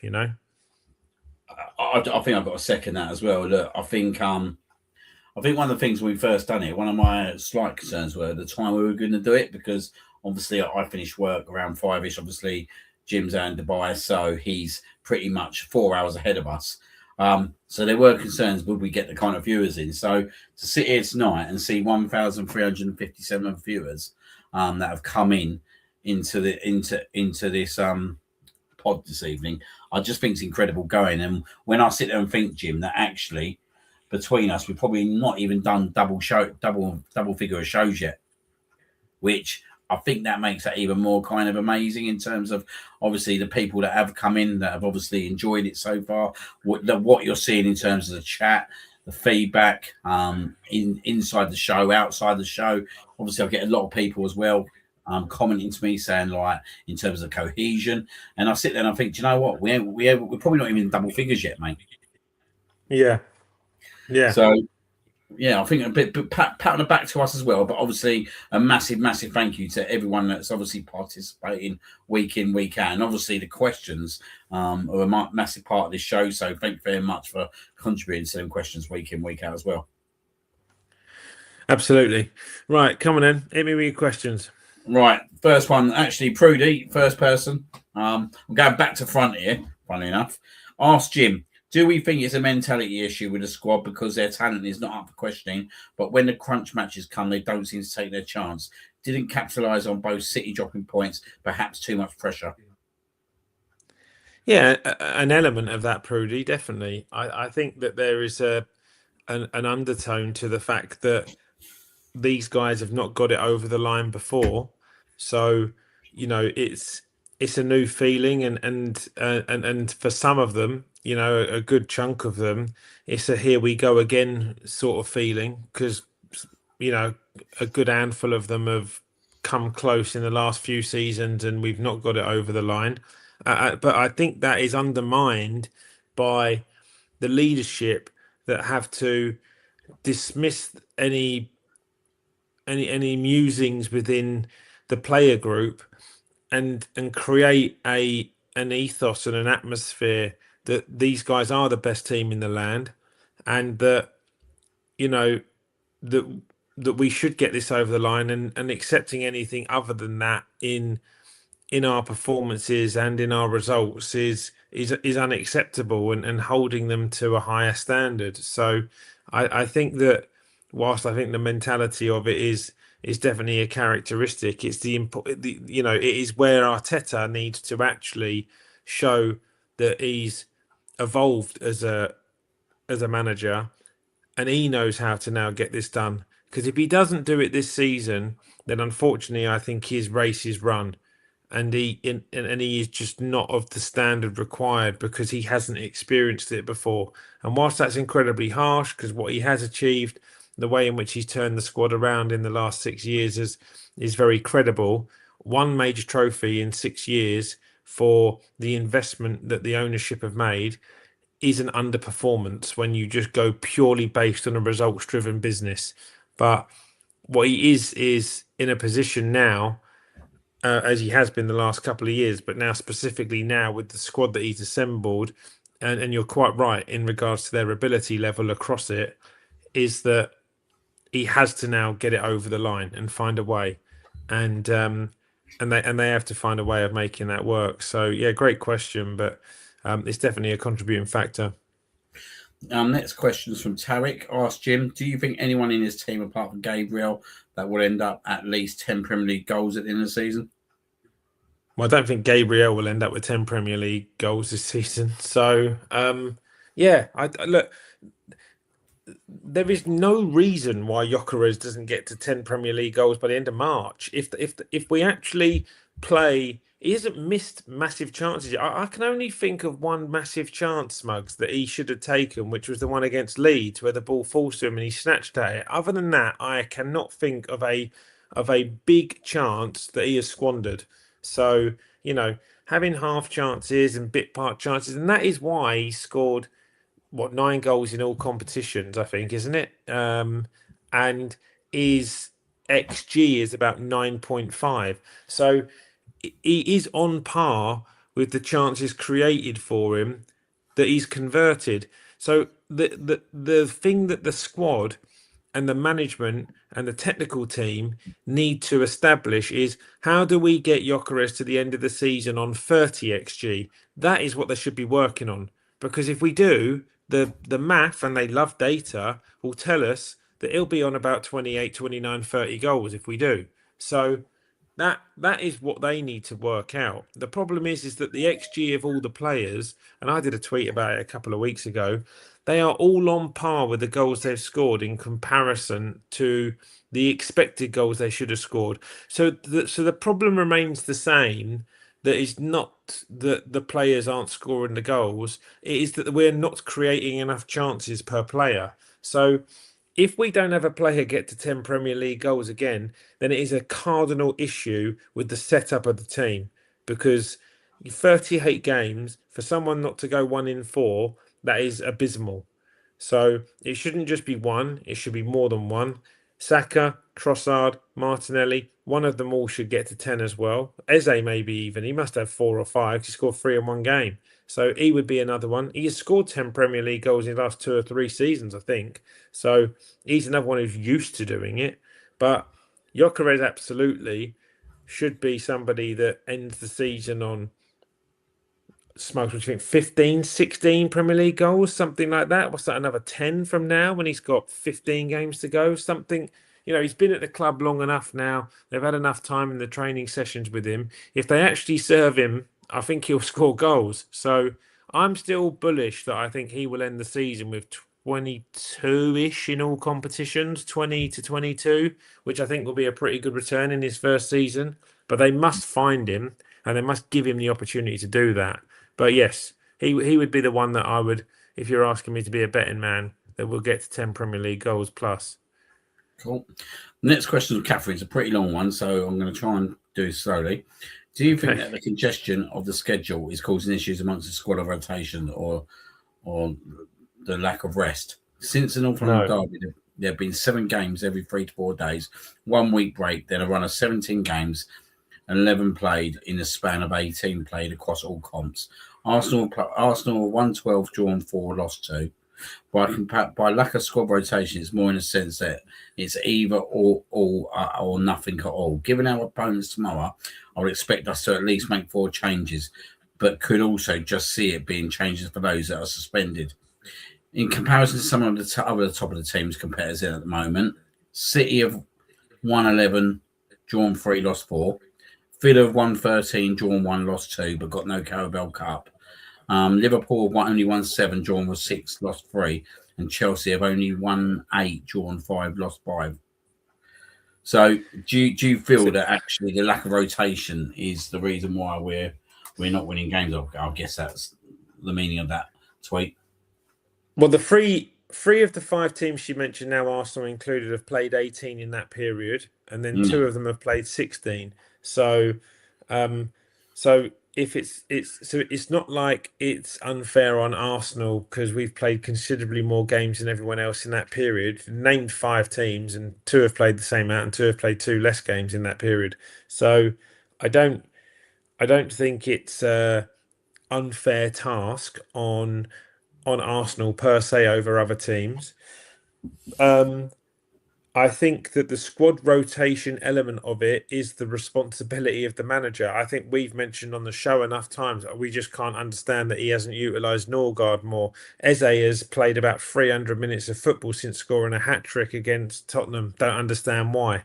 Um, Madueke scored in the Champions League and had probably his best game for Arsenal. Didn't kick a ball for 4 games. So, um, Havertz has been back fit now, or feels like he's been back in and around the first team squad for about 5 weeks, and there's like 1 10-minute cameo hasn't come on. So I think that he's had the opportunity, should he wish to rotate players in the team. He's just chosen not to. So he would be at foul for that. I think also Smugs and I made a point in previous pod, Smugs, if you remember, about the fact that because we don't go and close games out quicker, we don't get the opportunity to rotate players in game as well, because we're going to the 90th, 95th minute where the game's incredibly intense and in the ascendancy, because we've got to go and get like last minute winners or see games out. Whereby if we'd actually learned how to shut games down, like we did at the start of the season, Leeds, Forest come to mind, where we're 3-0 up after 55, 60 minutes, you can rotate 2, 3, 4 players at that point and get 30 minutes rest in the legs of these players. Over the course of a season, that adds up quite considerably. You do that 10 or 15 times, you've put 400 minutes of rest into Declan Rice's legs. So, that's quite a lot when you think Mm. about it. 400 minutes is 5 games off. So, there's a number of elements that contribute to it. But the schedule is the schedule because we're trying to be one of the top teams on the planet, which means that you've got to be in and around and be prevalent in 4 competitions. So I think that Arteta could have managed it better. Is probably my overall assessment of it. Cool. Next question is from Alias. Oh, sorry, Alias. Ask Jim. Say we don't win the league, but end up going on to win the Champions League, FA Cup, and EFL Cup. Would you consider that a successful season, or would you rather Yes. we focus on the league? No, I think everybody wants to win the Premier League as an Arsenal supporter. Like, we've only won 3 Premier League titles, and it would be argued that that is not enough, albeit Arsene Wenger managed, the lion's share of that period of time against the two greatest managers in Premier League history in Alex Ferguson and Pep Guardiola, and also probably not far off that Jose Mourinho in and around the mid 2000s when Roman came in. So it was a hard, it's a hard task, but I think we probably should have won one of the three already. That Arteta has finished a second, not last season. We weren't in a title race last season. You won't convince me otherwise. But one of the other two we should have won, and I think we probably should have won it the Leicester season as well. So, but if we were to win a cup treble and finally get that monkey off our back of winning a Champions League, absolutely it would be a successful season. I think even a domestic cup double would be a successful season, a League Cup and FA Cup. We've not won a trophy for 6 years. We're way too complacent and sometimes slightly too obnoxious as Arsenal fans to think that, like, it's our God-given right to win the Premier League or the Champions League. We haven't won a trophy since COVID. And so I think we need to get over that line. I do think that if we could go, we've got 2 games to play in essence to win a trophy. The second leg against Chelsea and then probably Man City in the final. You go and win the League Cup, you can, these players can feel what good feels like to then go and have the appetite to go and get it more and more and more. So I think the League Cup probably at this stage, not saying it will end up being it, but at this very point, is the most important trophy because they can go and get their hands on that in 6 weeks' time. And I think, Pep used to always say that it was the landing point as to winning the League Cup, used to give his players the buzz to then go and have like a really big moment in May. And I think we could learn a lot from that. And Arteta's been around Pep when he's done that. And I think he should be thinking that as well. So, I think it'd be really good for us to get the League Cup done. I know, Smugsy, you want that. And then I think, that would help us go on in the other three competitions deep into them, and try and bolt onto that as well. Don't you think, Smugsy? You want the League Cup, don't you? Yeah, mate, I want it massively. I've said, I think it's a good starting point for us. It gets that monkey off the back, and do you know what? It might relax a few players a little bit more that actually we've got that first trophy, give them that little bit of hunger, do you know what I mean? To think, I want more by the end of the season. Because it's a bit of a luxury situation, is it, with the League Cup, that actually you can win that and still have a lot of time left to impact other competitions like the league, like the Champions League and the FA Cup. Where if you was to get into them finales, it's pretty much done and dusted then, isn't it? So I just feel that it's time that we got that first trophy into the cabinet. And look, I was going to fire this back at you quickly before I go to the next question. Are you confident of us beating Chelsea at the Emirates? Yeah, I think we'll get past Chelsea. Cool. Next question from Georgina Triggs. Asked Jim, have we lost the classic Arsenal free-flowing football due to Pep's influence on Arteta? It seems our players are reluctant to go for it. No, I think the manager that looks like he's affected Arteta the most in the three he's been around is David Moyes. I think he plays football most like the football he played under Moyes at Everton. I think he plays the polar opposite to the football that Pep played and coached. Because I think you still watch Pep now, and he'll field a back four that I think he'll find embarrassing over his managerial career at Barca, Bayern, and Man City, respectively. And he'll still field one defensive midfielder, four attacking midfielders, and a striker. So I think he doesn't give a toss who's in his back four. He still tries to go and win games, even if he's playing kids and midfielders at fullback. I think if we have one of our main defensive four unit out, Arteta sets the entire team up to protect that one particular position. So I think as a manager, Arteta does the polar opposite. And I've never seen Arteta since Wenger play football like this at Arsenal in this style. So the only thing that I could resonate with where he's getting his playing style influences from was probably his time at Everton, which had a pretty defence and well organised and well muscled midfield in like Fellaini and fucking Darren Gibson, and Arteta was like the advancing eight, and he had a box crasher in someone like Tim Cahill, and he just try and fire headers in all the time. I honestly, I could, if you wanted to hear it, and you probably need to be in a pub, I could debate that like he is trying to recreate that Everton team in the like early 2010s, late 2000s. And Smugs, I'll just fire that back off at you because you probably weren't expecting that, but you can see where I'm going with it.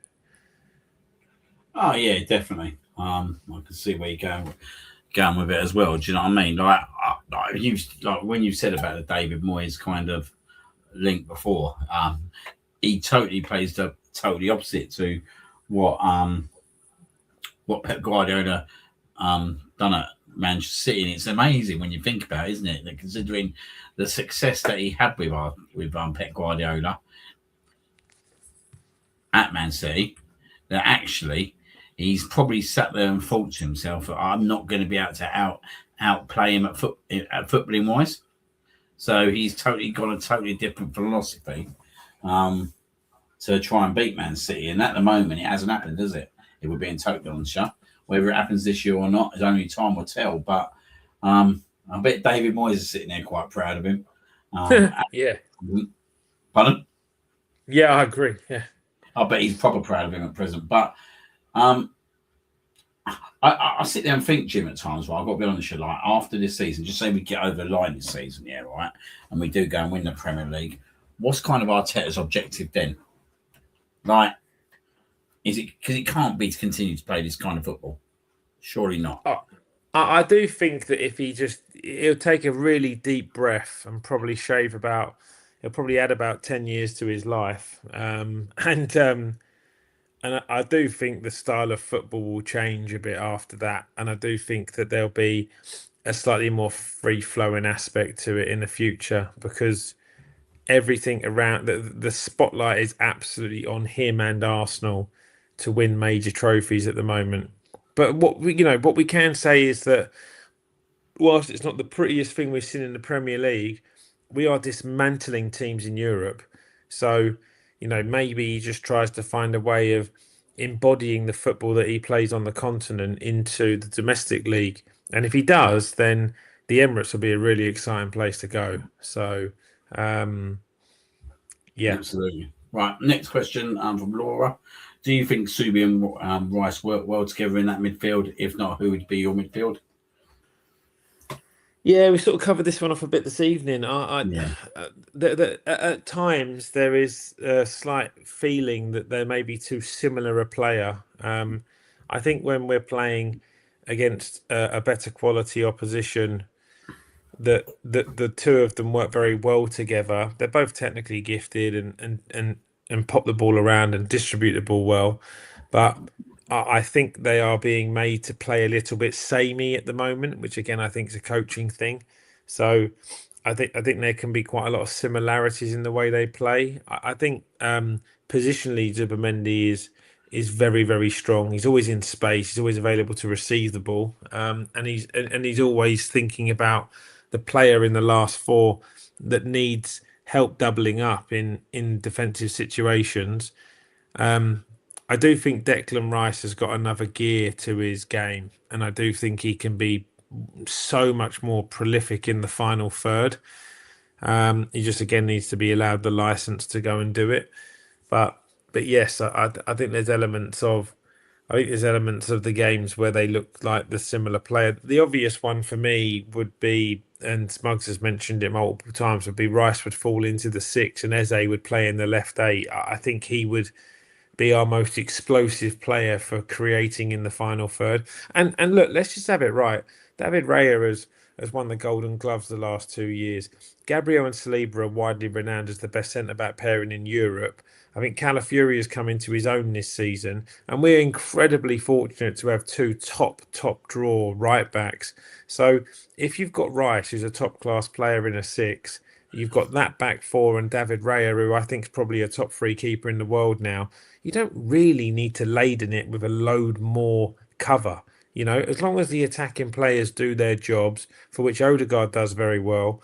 Gyökeres is a very good defensive number nine in the way in which he presses and pushes it around. Saka plied his trade as a left back when he came through the academy, so he knows how to do his defensive duties. And Trossard has improved that part of his game a lot. And Martinelli's very good at covering his fullback. So you don't, you could afford this team to drop a Zubimendi out of it and put an Eze in the eight, and I don't think we'd start bleeding goals. So that's just my take on it. I think Smugsy, you're of the same opinion. Yeah. Yeah. I'm 100% on that same opinion with you. Next question. Sorry, mate, I'm just trying to scroll down. From Jason. Why is there such a backlash when Arsenal lose a game compared to other teams? When Man City, Liverpool, and Chelsea lose, I don't seem to see any criticism to the teams. But when we lose, we seem to get criticism. Yeah, look, probably just don't go looking for it. I'm sure it exists because your social media is probably data driven around everything related to Arsenal because you're an Arsenal supporter. So your feed probably just gets all Arsenal related content. I'm sure if you're a Man City fan, you'd find fans go erupting, and there'll be Liverpool fans that are popping off as well. But again, it comes down to the fact that Liverpool won the league last season. They won a Premier League a couple of years before that. They've had a 92 and a 97-point season. They've won the Champions League in recent years. Man City have won, just about everything in the last 10 years, and have gone on quite monumental runs of multiple trophy seasons. So, they've probably earned the credit in the bank to have flat periods we have won one trophy in the last 6 years, spent as much money as just about everybody else, and keep getting into a scenario where it looks all but like we should win it, and we haven't. So that's probably why the media are gluing themselves to it, because they're just trying to find uh, they're trying to find an angle as to the fact that they assume we're going to bottle it at some point.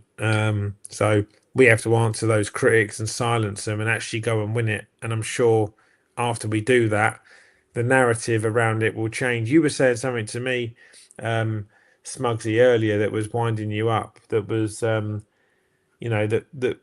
basically. Well, I'll let you explain it. Maybe you made a point about a certain Sunday supplement journalist who drove a massive point to start with, and now he's critiquing people because the polar opposite's happening. Yeah, that's what worries me. I've seen it before, and I mentioned about the Unai Emery back in the day, in terms of his speech, weren't it? That it was actually the press that kind of ridiculed him with it, and then once he got dismissed at Arsenal, it was like pretty much it was banished back at the Arsenal fans in terms of how he got treated, how he was disrespectful, and all that. But it kind of concerned me with a certain Mr. Sam Dean. And I started reading stuff last month, and he'd been on Sunday supplement, obviously pretty much tarnishing Gyökeres's name. Do you know what I mean? And I just feel that at times it's put out there to obviously it's driven, isn't it? It's driven against obviously trying to obviously firstly drive clicks, but obviously drive engagement of the negative style. But then this is the same Sam Dean that I'm starting to read today, like coming to the defence of Arsenal Football Club and about the fans booing and all that. And I'm thinking, well, you're the kind of journalists that actually throw stuff out there to drive that bait. And then once the fans jump on it and then there's a reaction from the fans, you step back and then kind of mediate from a point of view that actually it's very fan driven. And for me, it's not fan driven all the time, and I feel that the press have pretty much always been on us. And look, a lot of that reason is because we haven't got over the line. And we're a clicking sensation if we're being totally honest. Right? Yeah. So, we're a social media sensation. Let's be totally honest. We are a social media sensation. You put stuff about us, it's an easy click left, right, and centre. But these journalists that come out there like really, really, really like get under me if I'm being totally honest, because I kind of watch the behaviour and I kind of watch the style of what they're trying to achieve, and it really, really disappoints me because someone like Gyökeres, right? There's no detail in terms of what he's talking about.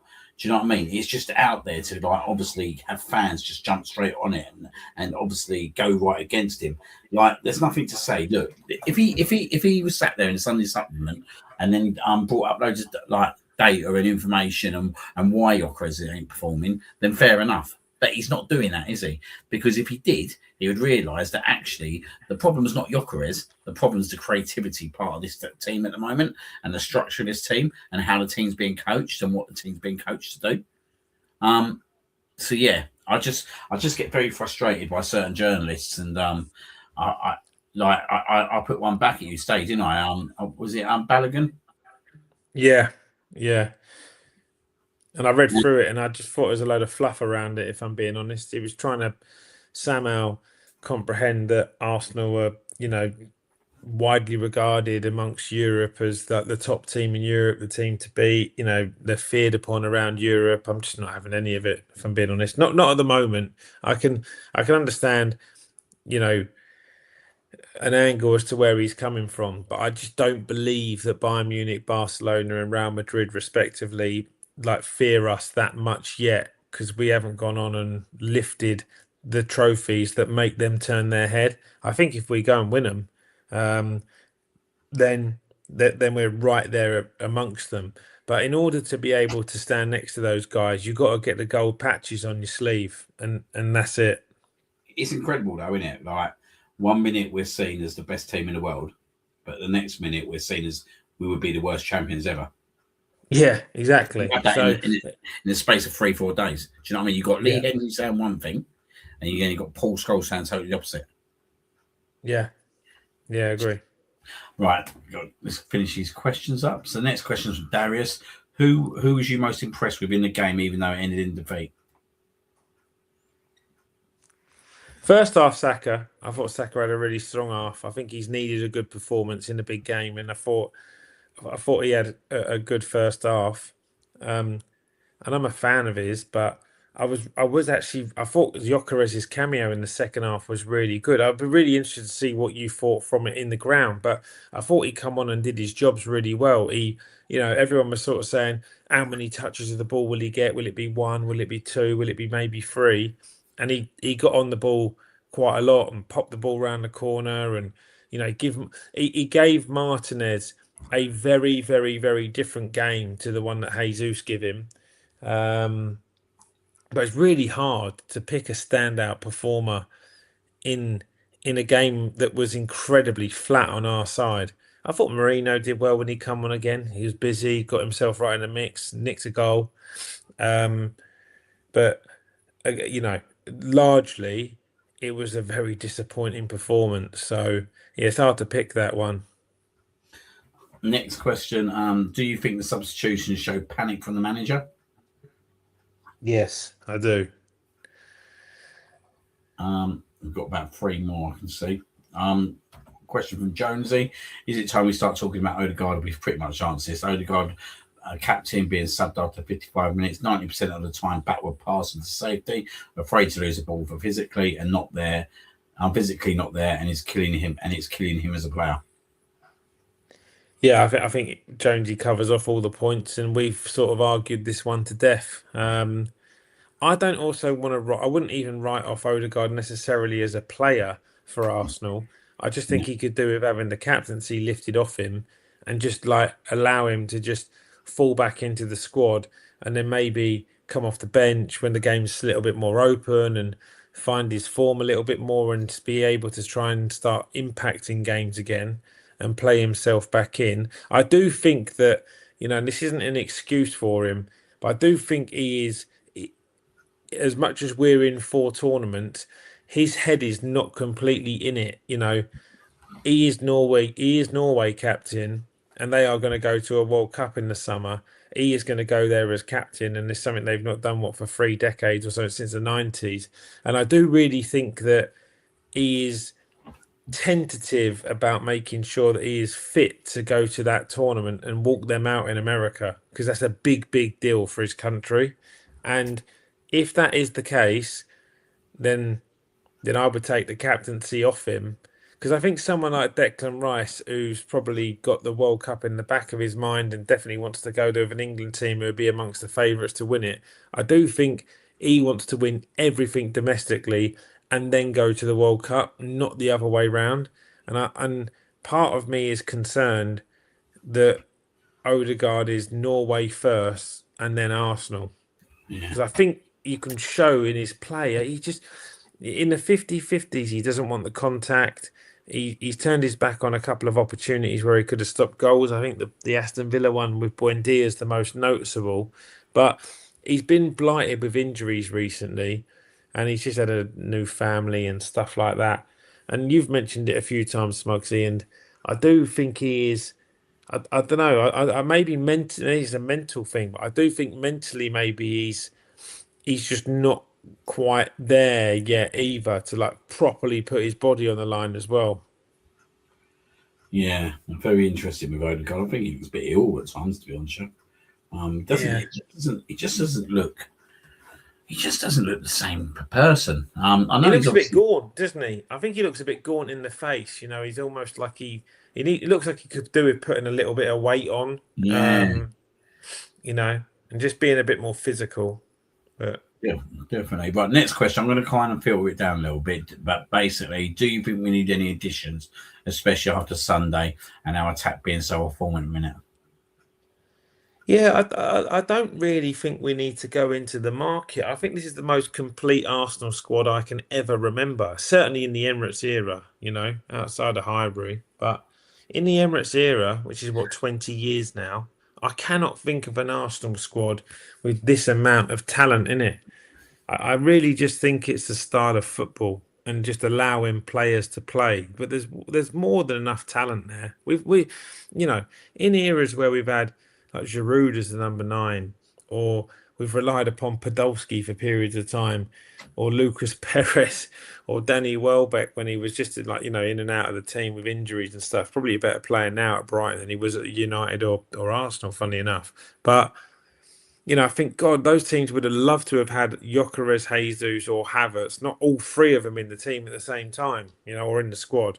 We've got options and two good players in every single position. So, if you're trying to be like uber pernickety, would you want like a top class?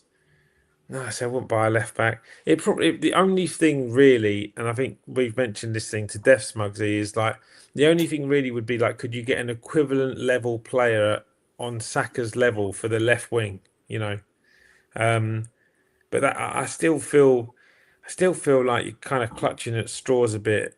But Yeah. I think they will assess that left wing and that wide attacker in the summer. But I'm not sure that player exists in a January market. And I think with 4 days to go, we've shown our hand. No one in, no one out, really. Yeah, no, absolutely, totally agree there. Tony saying, I think Mikel made the wrong decision from the start in playing Martin Odegaard and Gabriel Jesus, which was wrong in my eyes. I think he should have got Gyökeres up front, and he is more of a physical presence and would have unsettled United defenders. This was proven when he come on. And Martin Odegaard's not been at his best, so why put him on? He could have played him on Wednesday, got 60 good minutes, and then started at Leeds. What do you think, Jim? Was he right or wrong? What's your opinion? I agree with you, Tony. I think Gyökeres should have started. He's been our starting number 9 in the Premier League, and even when he's not had his best games, we've still gone on and won them. So he's obviously contributing something within those matches, which is helping us get over the line. And Eze did start in the game against Inter Milan, and the first 20 minutes, I was just shocked how much Eze and Marino got at him. So I would have tried to have taken a lot of that Inter Milan performance into Sunday. So I'm with you. I probably would have started Eze and Gyökeres over Jesus and Odegaard on Sunday. So I think you're right. Just found 2 more questions. Let's do them quickly. If Mikel Arteta isn't the manager at the start of next season, who is? I think we have this quite a few times, to be fair, haven't we? Yeah, I like Luis Enrique from PSG, I think. Yeah, I'm with you. Winner. That's what I'm going to say. Andrew Mockler, after Sunday's debacle, what, if any, change would you make for the weekend? And we kind of covered this one off. I think I'd like to see Rice come into the 6. I'd like to see Eze in. I'd actually like to see Eze and Odegaard start in the 2 midfield positions. I'd be quite happy for Eze to start that game. Yeah. Odegaard defensively, I haven't really got too many issues with. He occupies the defensive spaces quite well, and he's a really good presser up the front. He'll get alongside Gyökeres, and he won't let him play out the back. And I think Rice could suppress two midfielders, and Gabriel likes stepping up. So, that will, and I don't have any issues with leaving Calvert-Lewin with Saliba on a 1-on-1. So, no dramas there. So I'd kind of like to go, for me, I'd like to go Raya, White, Saliba, Gabriel. If Calafiori's fit, he'll play. If he's not, I'd probably play Timber at left back. Rice, Eze, Odegaard, Martinelli, Gyökeres, Saka. Good team, mate. I think couldn't argue that too much whatsoever. I do think that with Timber, I do think he needs a bit of a rest. I've been saying, even if you just take him out for like a whole week, you know what I mean? I picked up on it, didn't I? I think I said to you after the Liverpool game that, and I'll always go back to that. He stopped jumping with Gakpo, which for me was inexcusable. But it's just something not right with him as well at the moment. But I do wonder whether it's playing on his mind that he keeps getting put out of position. Is he comfortable? I don't think he's totally comfortable on the left-hand side. One thing I was going to mention to you, Jim, that I found quite interesting, yeah, right, and this kind of summed it all up on Sunday, but you've kind of mentioned it as well in terms of what subs you would have wanted, was we moved both our right-hand side over to the left. Mm. And we totally bypassed Lewis Skelly and Martinelli that were sitting on the bench. Like, I think it's them kind of decisions, mate, that you sit there and you just think, do you know what I mean? How does that look? How does the players feel about that? Do you know what I mean? How would a Martinelli feel about that? How do Lewis Skelly feel about that? Do you know what I mean? Just are these little decisions that are being made, like then playing on the players' minds a little bit as well? Because I don't know. Honestly, let me put it the other way now, right? How many other teams do you see put their whole right-hand side over to the left-hand side 78 minutes into games? Yeah, I mean, like, you don't really. I mean, but Semenyo started on the left to start with for City. He's played the last 2 games on the right, and they interlock him. He's a bit, good enough, you know. Yeah. But Saka's good enough to play anywhere on the pitch, you know. So, and they wanted to get Ben White in the game, so they decided to keep Timber on the pitch to rotate one of the other midfielders out. I think if Zubimendi was having half a game, he would have stayed on, and they'd have probably looked at Lewis Skelly at left back instead. But they had to pull Zubimendi off the pitch. He's having a nightmare, to be honest. Worst game in an Arsenal shirt. So, look, you know. It is a funny one, but I think fans are overthinking and way more emotional than players. If it wasn't the right game to bring Martinelli in, I honestly don't think he's overly.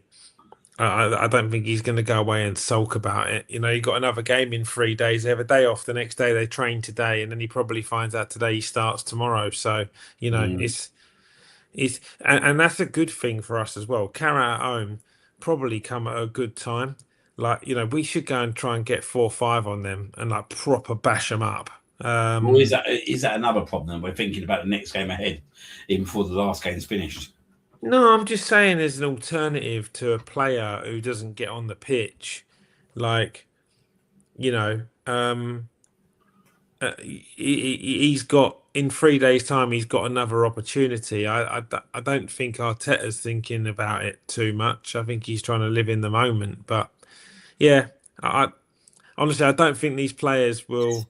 I think I think it would have affected Eza because he sat out about 8 games after scoring a hat-trick, and I think he'll understand 1, sometimes 2, but like 3, 4, 5, 6. I think he'd be sitting there thinking, "Bloody hell, I didn't sign up for that." But There's your last question on the screen.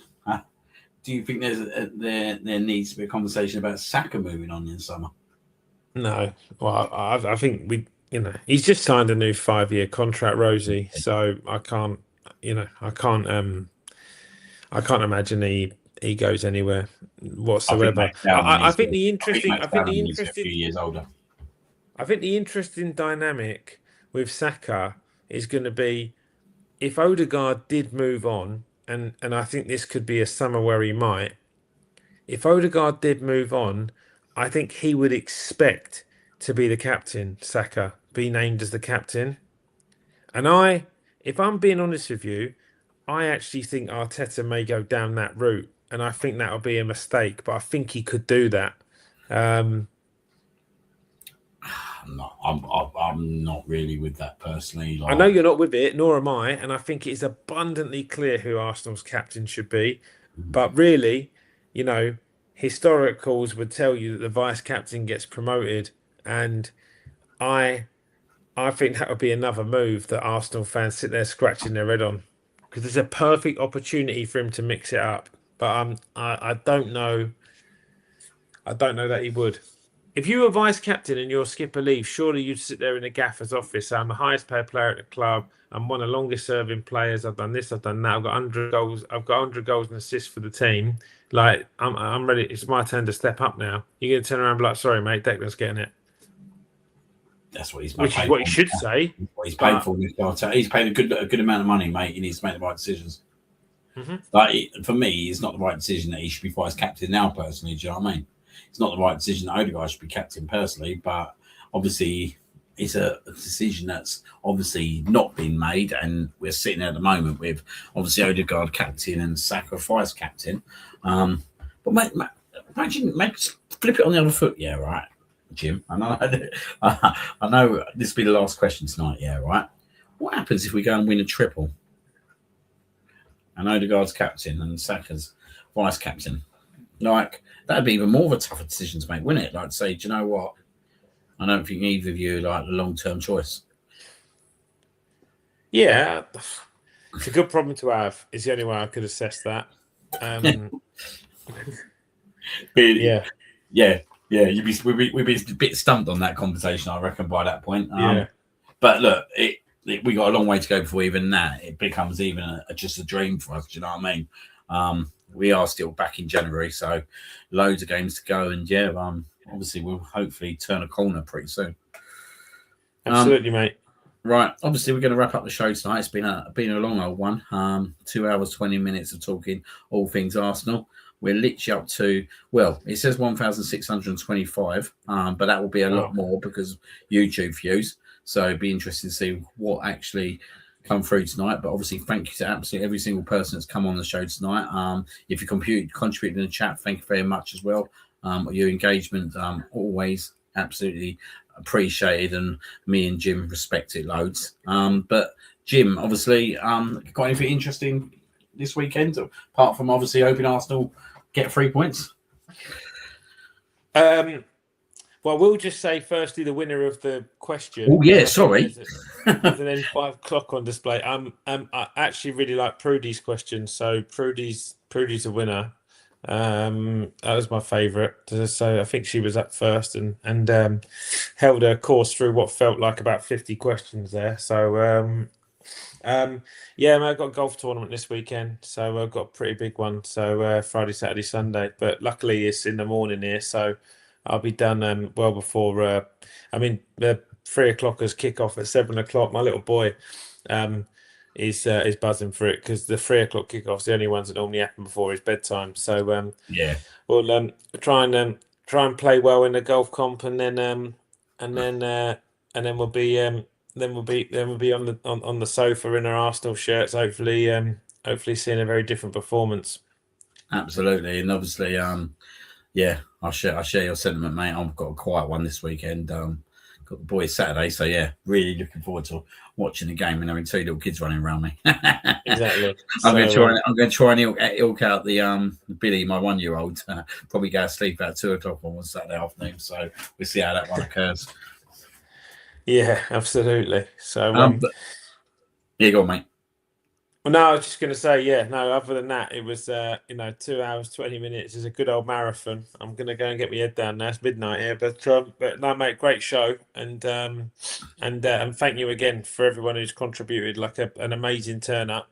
And hopefully some of the musings and the negativity around the display hasn't, we're still top of the league. And the good thing is, it's only a few days' time, and we can go and change our fortunes and put a good result in on Leeds.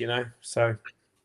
No, absolutely, and I second that. Just quickly before we go, next week, sadly, I am away next Tuesday, so there won't be an M5 show.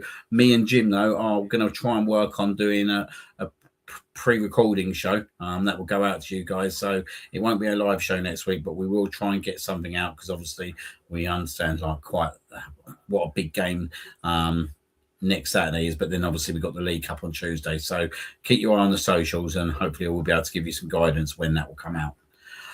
But again, that's another N5 show done, complete and wrapped up. Thank you very much. And we move on to tomorrow. Hopefully a comprehensive win. And then we'll turn the corner totally on Saturday. Good night, all. Up the Gunners.